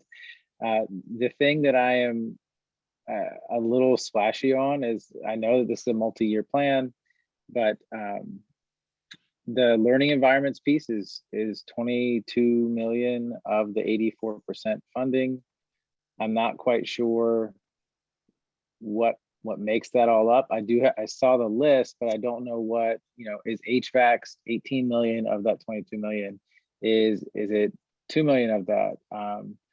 The large portion of that, the 48.8 million, which includes the ELO grant, I would love to see the ELO taken out of that because it looks like that's pretty tight. Does the ELO grant itself carry our cost for summer school this year for all summer programming?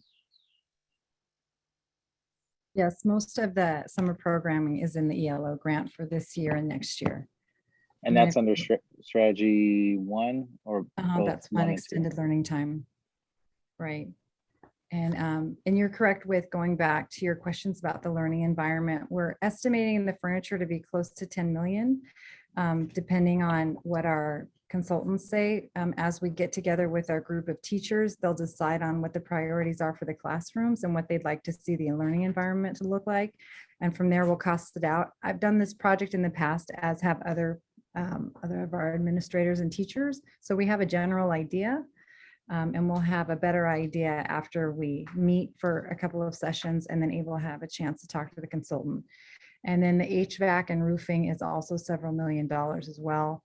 Shade structures, just an average size shade structure is $90,000. So if you put that over 26 sites or 23 sites, you can see how it quickly becomes an expensive part of the plan, but it's also HVAC, roofing, air quality was a big part of these grants. And then making sure that we had learning environments for the outside, and we had shade, and we have tables for our students. That's also a priority for these grants. And a lot of our tables are in dire need of replacement. The rubber's rotted or the metal's rotted. So we want to make sure we have nice clean spaces for our students and shaded spaces. So the furniture was about 10 million. These are under estimates, and I've survived a furniture redo on a district. It is it's fun. It is exciting as a teacher, but it's also stressful, and then you don't know what you can get. The whole process is real fun. 90K for shade structure times 26, and that would be referencing the kind of shade structure that was in the presentation. That's over tables, correct? Not over play Right. areas or anything like that. Well, it could be over a large cement area. It can be wherever we'd like it. We're talking about things that are cemented in the ground, ADA approved. What they're talking about now is that, I'm sorry, not ADA approved. It's the other, DSA approved. And DSA right now is fast tracking the approval for this from what our consultant says, because so many schools are looking to expand the outside shade structure. I can go into more detail. Let me just share with you a little bit more. So these are not umbrellas that, No, we're not at Costco. Right. These Got are it. expensive. Yeah, well, they're we not got, blowing no, away. I know, but Yeah. we got the tin umbrellas or metal umbrellas. I think we Oh, bought like yeah, 60 yes, of them a meeting ago or something. exactly. Yeah. With whatever money. But you're talking more permanent type structures. Correct. Yeah, Study, I've seen right. those at Yeah. Chavez and Del Rio. Correct, Mr. Blessing, Yeah. not those types. Yeah. And I just say that because at my son's school, they had a lot of pop-ups that I think came from Costco. And if the wind comes, there they go. And so we're not looking to do that. So I wasn't being disrespectful at all. I just saw it in another district where I live. So let me go. Right. So in the process of doing those shade structures, if we're looking to do that, is there a way to look at making it solar or adding that to it? And what would the difference in cost be for that? Because if we're looking forward at what we're doing for our schools and making our sites better, then what are we looking at different for that? We haven't really looked at solar at this point. That would be something that we'd have to do a study into. It's not something I'm knowledgeable enough to speak to at the moment, but we could bring information back if that's something that the board requests. I would support that request, not just for this site, but for anywhere we are building anything, that we look at solar as an option on what it does to our bottom line and to the shade. Okay. Okay, I'll certainly make a note of that. Thank you. Just to review what some of the expenditures were, we talked about the furniture already. We talked about HVAC at 8 different sites. Then we put in roofing on top of it. That gets to be close to $1 million. And then we get into shade structures. That gets us to a little over 2 million, 2.3. We budgeted PPE about $1 million a year. I'm anticipating that that's going to go down if nothing happens, that we would need it. So that's just placeholding for right now. So we expect to move that money around. The outdoor learning tables, we just did our. I'm sorry, Dr. Norman, is Huh? the $1 million for PPE included in learning environments? That one, I have 1 year out of ELO, and then we have it earmarked with other funds. ELO is going to time out Right. after 21, 22. And so then we'll have to shift it to other funding. And so that's why it's so important for us to know the different funds, the different justifications and the timelines.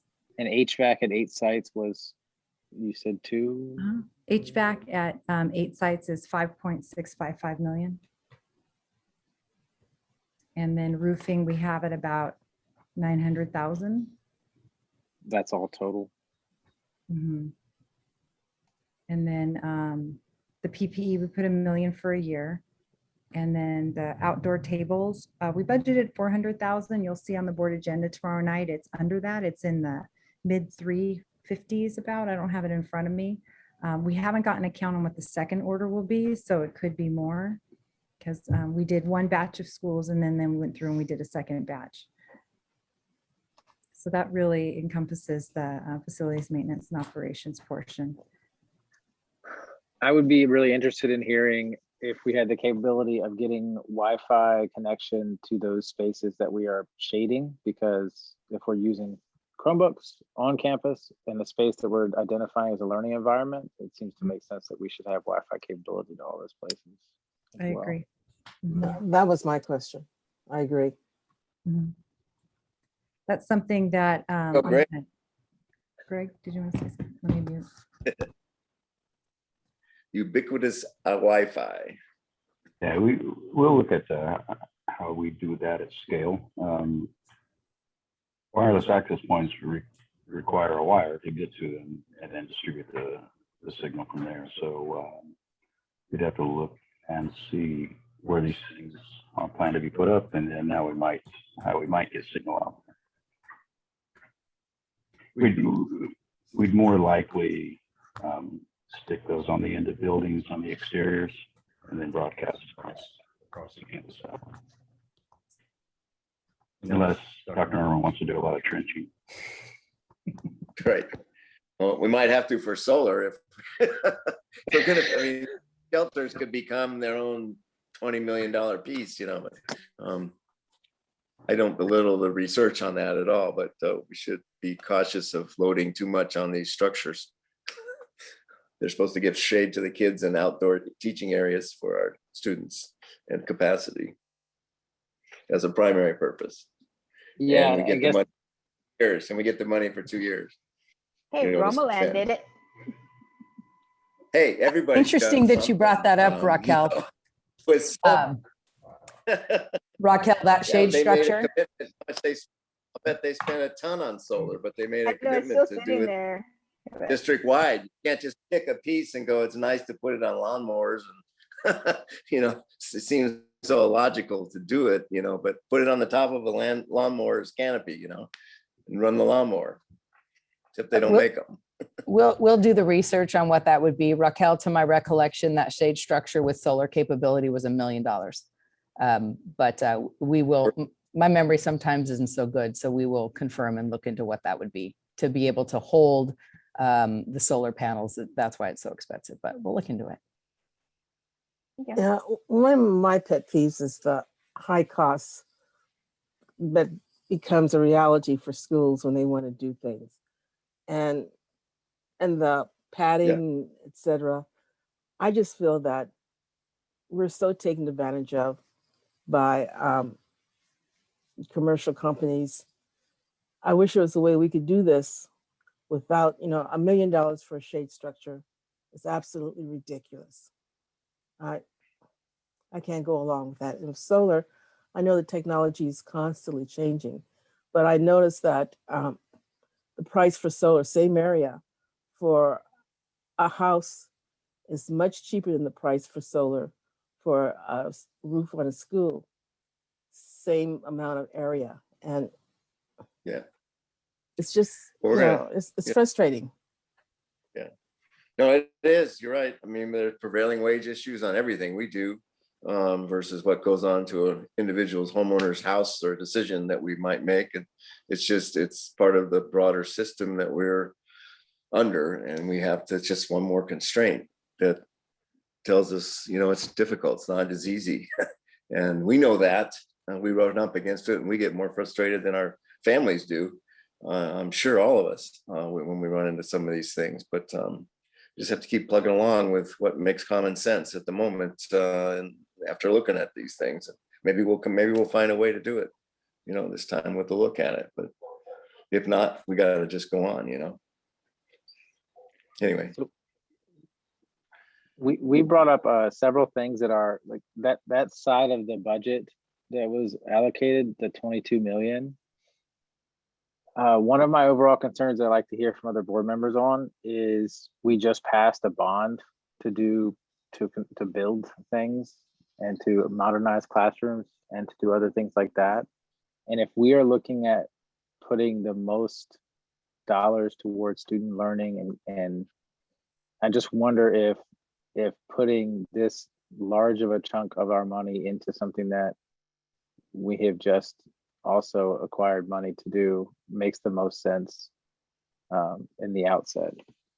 And I think, you know, part of that, my reservations is that I didn't have these numbers about what each of these things cost going into it. So now I can see, you know, an HVAC being a really important thing to do if we can do it quickly, and some of these other pieces. But this money adds up really fast when you're doing building and you know, 400,000 for tables and then 400,000 for this. It goes by, it seems like a ton of money when you look at it from the step back, and then as soon as you start spending it, it's out the door. And so kind of what Stacy said, I'd like us to set up every other month where we just have an ongoing presentation that that does exactly what, I'm sorry, you can't see what I'm looking at. The screen that has the different pieces on it and what it's being spent on specifically. I just really want to make sure that we're leveraging the most of this money towards student learning. So I guess, I don't know if anyone else has thoughts about that side of things. Eric, I'll just say that we did have conversations about that, as we are aware of, Measure W. And we are likely to receive our first allocation of that later this year at about $50 million. So we did talk about that as well, because we have the various dollars coming in and we're trying to maximize the right dollar for the right use. And we know that we have some major renovations that need to happen at various school sites that the board will be prioritizing and making decisions on later this year. So of course, we'll hear your thoughts, but just know that we had that same exact conversation, because we want to make sure that we use the most flexible dollar first and the most restricted dollar first and the most flexible dollar last. So that is the shell game, the bucket game, however you want to put it, that we're playing, as most of these things are very, very important to us. All of these things are very, very important to us, but they do have priorities. But right. I know I'm rambling now, but no, we're playing that that's shell such an game. important point. Yeah, we're doing that. So any insights that you might have to help us continue to make those decisions, but know that that is on the forefront of our mind, and we're constantly thinking about making sure that we spend that most restricted dollar first. In fact, Mercedes has like a whole thing that she does with different colored dollars to just remind us with all of our different funding pots that we spend them accurately, legally, and most appropriately. Yeah, and I guarantee you, Eric, there wasn't nobody that was voted for $1 million shade structure on Prop W per se. However, it's all blitzed out. Even if we could find a way that it made sense, I would have reservations. I'm being extreme, but it's complicated. You're right. And I agree with what you're saying. We need to get as much of the money to the students as we can on capital things that help them. But big capital costs versus the smaller ones are something that staff needs to keep us honest on and keep everybody honest on. And another piece, where the opportunities. I was going to say something. Sorry. Another piece that played into the decision making is that this money is time bound. And so we also need to spend the most restricted dollar first, the time bound dollars first, and then we can space out our Measure W dollars. So that was another factor that went into just the order of things and how things are prioritized.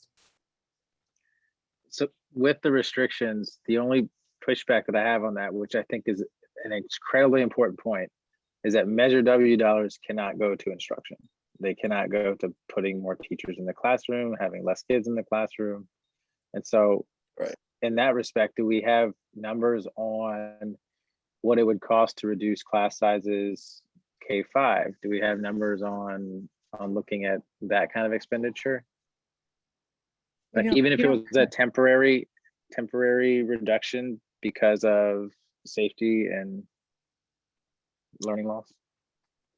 We don't currently have something on that. I did just want to add though with Measure W that no dollars from Measure W will be spent until the long range facilities master plan is done and until you have the opportunity to review that and to determine what your priorities are as a board.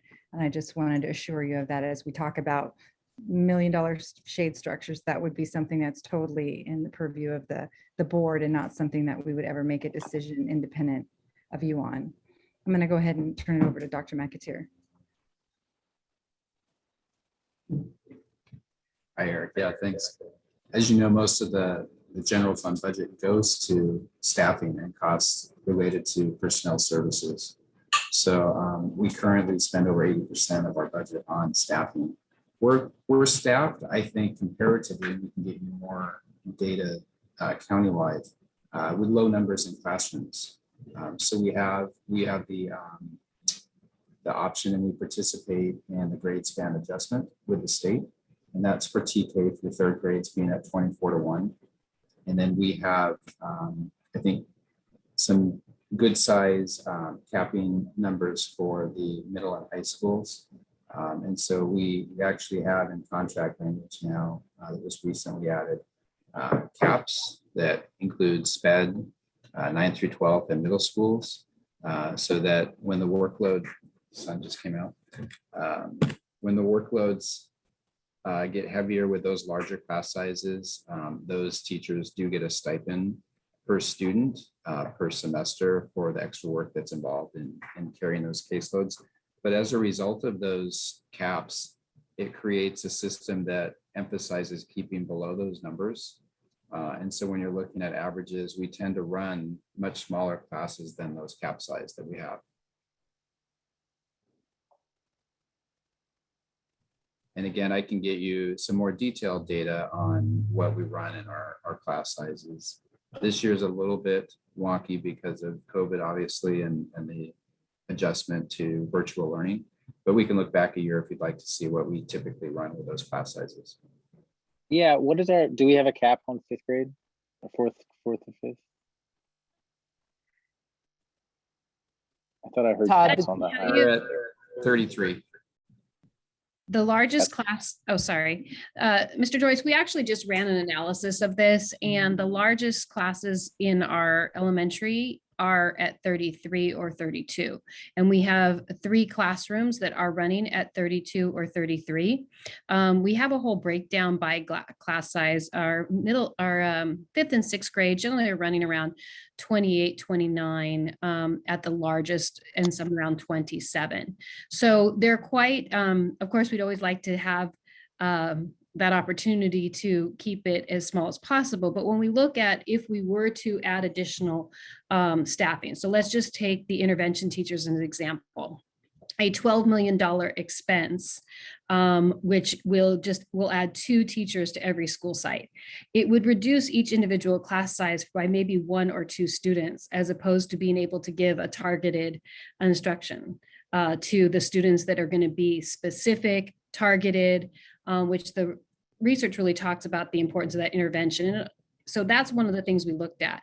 So if we were to say, let's add 4 extra teachers, the only thing I can tell you is we're talking about a $24 million expense. So in thinking about those things, and that would just be for 2 years. So historically, one of the things I like to think about is during the Depression, the public works program put forward by FDR. And that was an opportunity at that time to invest in the future for a long time. An opportunity to create beautiful parks, an opportunity to create places of beauty, infrastructure, all of those things, because it was a one-time money. We have that same opportunity with these funds that need to be spent in 2 years, that the furniture we purchase today, the shade structures we put up today will last 20 or 30 years, well beyond the 2 years that we have this money. So as we think about it, we don't want, and in fact, the federal government actually calls out things like HVAC, shade structure, and outdoor learning as priorities that the federal government wants us to be looking at, because again, they're looking for an investment that will last over time. So that's some of the things that we think about as we've made those investments and choices.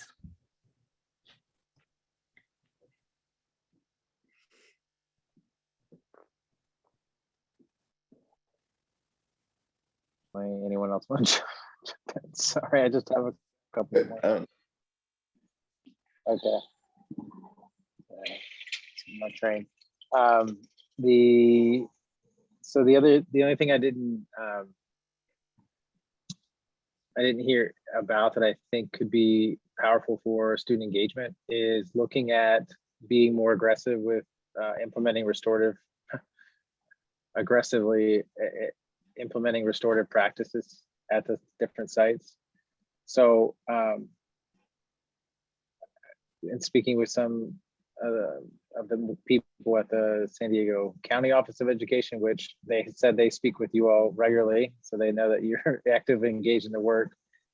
Creating restorative practice teams at every site and paying those teachers that can be leads at every site to get our restorative practice across the district moving along further, I think would be a good investment. And looking at not only does it invest in the social emotional well-being of our students coming back and noticing that the culture of the school should be restorative in nature, because we are literally going to be restoring pain that people have been feeling over the course of the last few years.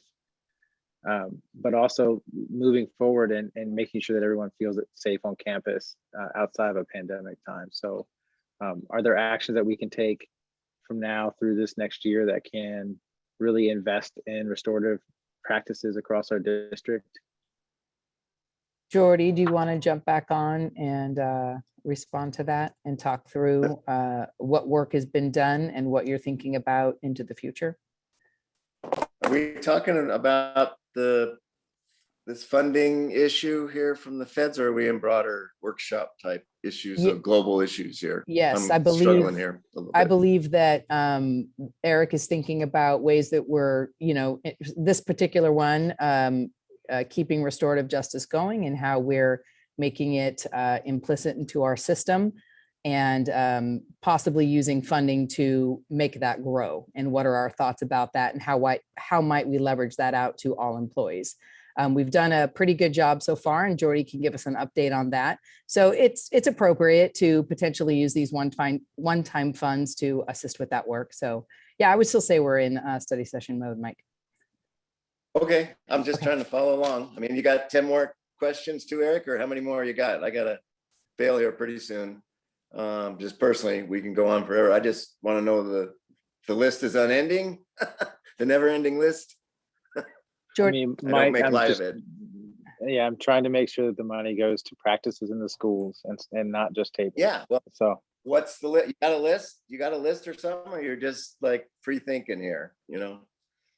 We're not in a workshop. Curated list, but yes, I don't have numbers on it, though. It's mostly share that with everybody. You want to share that with everybody, or I mean, are you just going to spring them one at a time? We'll drip them out here, and Oh, let him ask his questions. We're in a workshop, Mike. Go ahead, Mike. Go ahead, Eric. Go ahead, Jordy.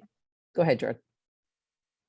Thank you. Yes, I wholeheartedly endorse the idea of having restorative practices teams at sites. We have those functioning in some capacity now after having a little over 500 of our staff across the district being trained around restorative practices over the past 2+ years. I do meet with the county again this week on Friday to talk more about a longer term plan and what next year looks like. Not only do we hope to use some of the funding that we're talking about tonight here, but also some longer term funding from grants that we have applied for and expect to hopefully receive. And so that's absolutely part of our long-term planning for OUSD to not only start with the restorative practices work that we've done, but make it more systemic. But I appreciate the idea. I think we are definitely aligned in the notion to have teams at sites that focus specifically on this work long-term. Thank you, Jordy. That sounds great. So I would love to hear more about that later this summer. And it sounds like you're going to have the ball rolling, which is phenomenal. So can we review the access that students have to the VCC clinic and to dental and those type of services that would typically come through a community school setup, but we have kind of intermittently through our district?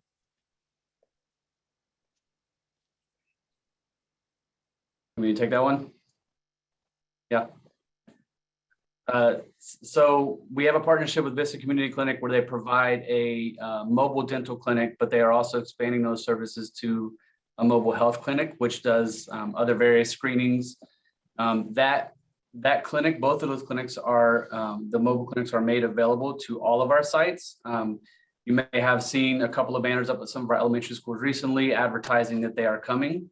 But I'm also working with VCC right now to plan for how they can support our summer programming as well. So you'll see the banners being advertised at schools as to when they're coming. You'll also see the mobile clinics there themselves, both the dental clinic and the mobile health clinic throughout our summer. And we're basically using this summer to kind of see what almost like a pilot for the Vista Community Clinic mobile, the health one, not just the dental. The dental we've had going for quite some time and it's kind of ongoing, it runs by itself. but the health clinic is a little bit different, and we're piloting that this summer with our summer programs. So we're going to see what that looks like, see what the response is. That's widely available to all students. You do not have to have one specific insurance over another. VCC does do Medi-Cal billing, but they also will serve any student that is part of a Title I school district. Okay. So does that require investment from us, or is that just a coordination piece? That's just a coordination piece. Is there, and that in particular in the past, Eric, about how we could expand that years ago in terms of when I think they first started out, they were just doing like 1 or 2 dental sites, schools back gate, and whether that was restricted by funding or outside funding or something we could add to that. So I encourage what Jordy's saying and what you're saying clear on that as well. phenomenal. So there are community school setups that we could employ someone to coordinate those services and more at our sites. And I think we could look at sites that were targeted around our city. There are a couple sites that stand out in my mind in underserved communities specifically, but I'm sure that there are people that are even more familiar with that on the ground. Would this be an appropriate time? Would this be a time for us to look into doing some of that work as we are looking again at serving the whole child and bringing those families back into the fold and making sure that everybody has a safe and free learning environment? Is this the time to do so? Okay, I need clarification. Are you talking about actually hiring another person to do this as opposed to the school nurse or the school counselor or the liaison with the community? Yeah, so those are grants. There are grants out, and there are new grants that come through the state that will pay for a coordinator between sites to coordinate those services with the outside organizations. And it's a community school model, and there are some in San Diego. There are several in LA. It is an emerging model, but there are lots of grants that are through the state that we could apply for to expand this. Excuse me, I'm sorry. I'm familiar with the community school model, at least in San Diego. And I'm very supportive of it. My concern is that we need to think through in terms of how we do set up a community school. We can't just go out and reassign someone or give an additional assignment to someone or hire a non-professional to do this. It really needs to be well coordinated in terms of the home, the school, the student. So I support it, but at the same time, I know the work that's involved. And it's just not one of those things where, person A, you now have this responsibility. Okay, it goes along with, as I said earlier, about contacting each and every household within the school.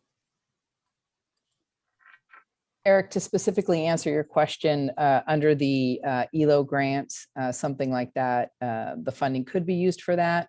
One of the justifications reads integrated pupil support services, access to school meal programs, and programs to address trauma. So yes, the ELO funding could be used to expand those services. I don't know if other board members support that, but I think that'd be another great use of looking at the whole child. I believe that that's something that Jordy and his team has been working on. And Jordy, if I recall, Vista Community Clinic, didn't they also open an optical, I'm running out of my words, but mobile unit to treat students as well. And we were looking at providing access for our students to that service as well. Correct, Jordy? Right. They are offering vision screening as part of their mobile health clinics, in addition to the dental screening. And I support this. I truly support all this because I think, again, we're looking at the whole student and we're looking at doing everything and making the student a priority in the way that it should have always been and should be. So I do appreciate this conversation. So thank you.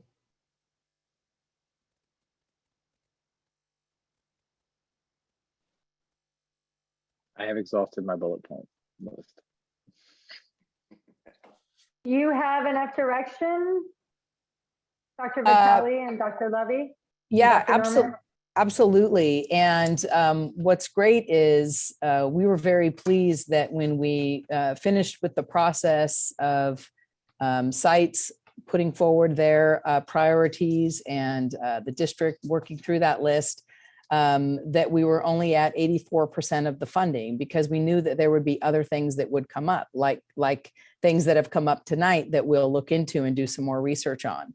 And things will continue to come up and ideas will be hatched. And so we appreciate that flexibility, and that's why we purposely left some of that funding available.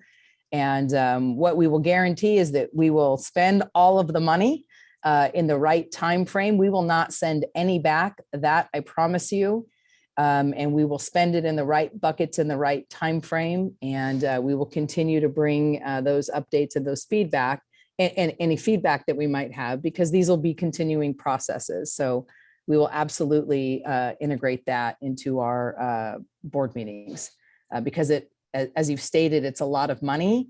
And we are very committed to ensuring that it's used in the best interest of our students and staff for both short-term and long-term outcomes. So any other questions you might have? Otherwise, we're fine with being done, but we're here to answer any questions you might have. The updated version of our planning and stuff, would that be maybe in August? We would see that, or July? I actually think it might be, well, let's see. We're bringing the ELO grant tomorrow for approval. And then we have LCAP at the first meeting in June, and then budget approval and LCAP approval at the second meeting in June. And so I would imagine summer school needs to be over. I would imagine August would be the first time we would have any kind of reasonable update. But if something comes up prior to that, we will certainly make those adjustments and provide any updates. But just kind of spacing it out, that's what I'm thinking off the top of my head. The only thing is this, anything that would need to happen before the school year, like the preferred, well, I guess the Wi-Fi stuff wouldn't have to happen before the school year, but. Yeah. And just like frustration was shared on how much things cost, I'll just remind you that things move also very slow. And it's not necessarily because we're moving slow or that we have a lot of things in the queue. I mean, we do, and all of those things, but just with the way the process has to be approved, with the way funding is approved, board approval, getting quotes on things, all of that. So, but as we have updates, feel free to ask, or we will provide as well. Absolutely. Great. Thank you, guys. That's it. I think we can adjourn for tonight. Thank you, everyone, for all the information. Thank you. This was excellent. Greatly appreciate it. We'll see you tomorrow night at our Tuesday night board meeting. All right. Thank you. Thanks, colleagues. Great. Thank you. Bye-bye. Thank you.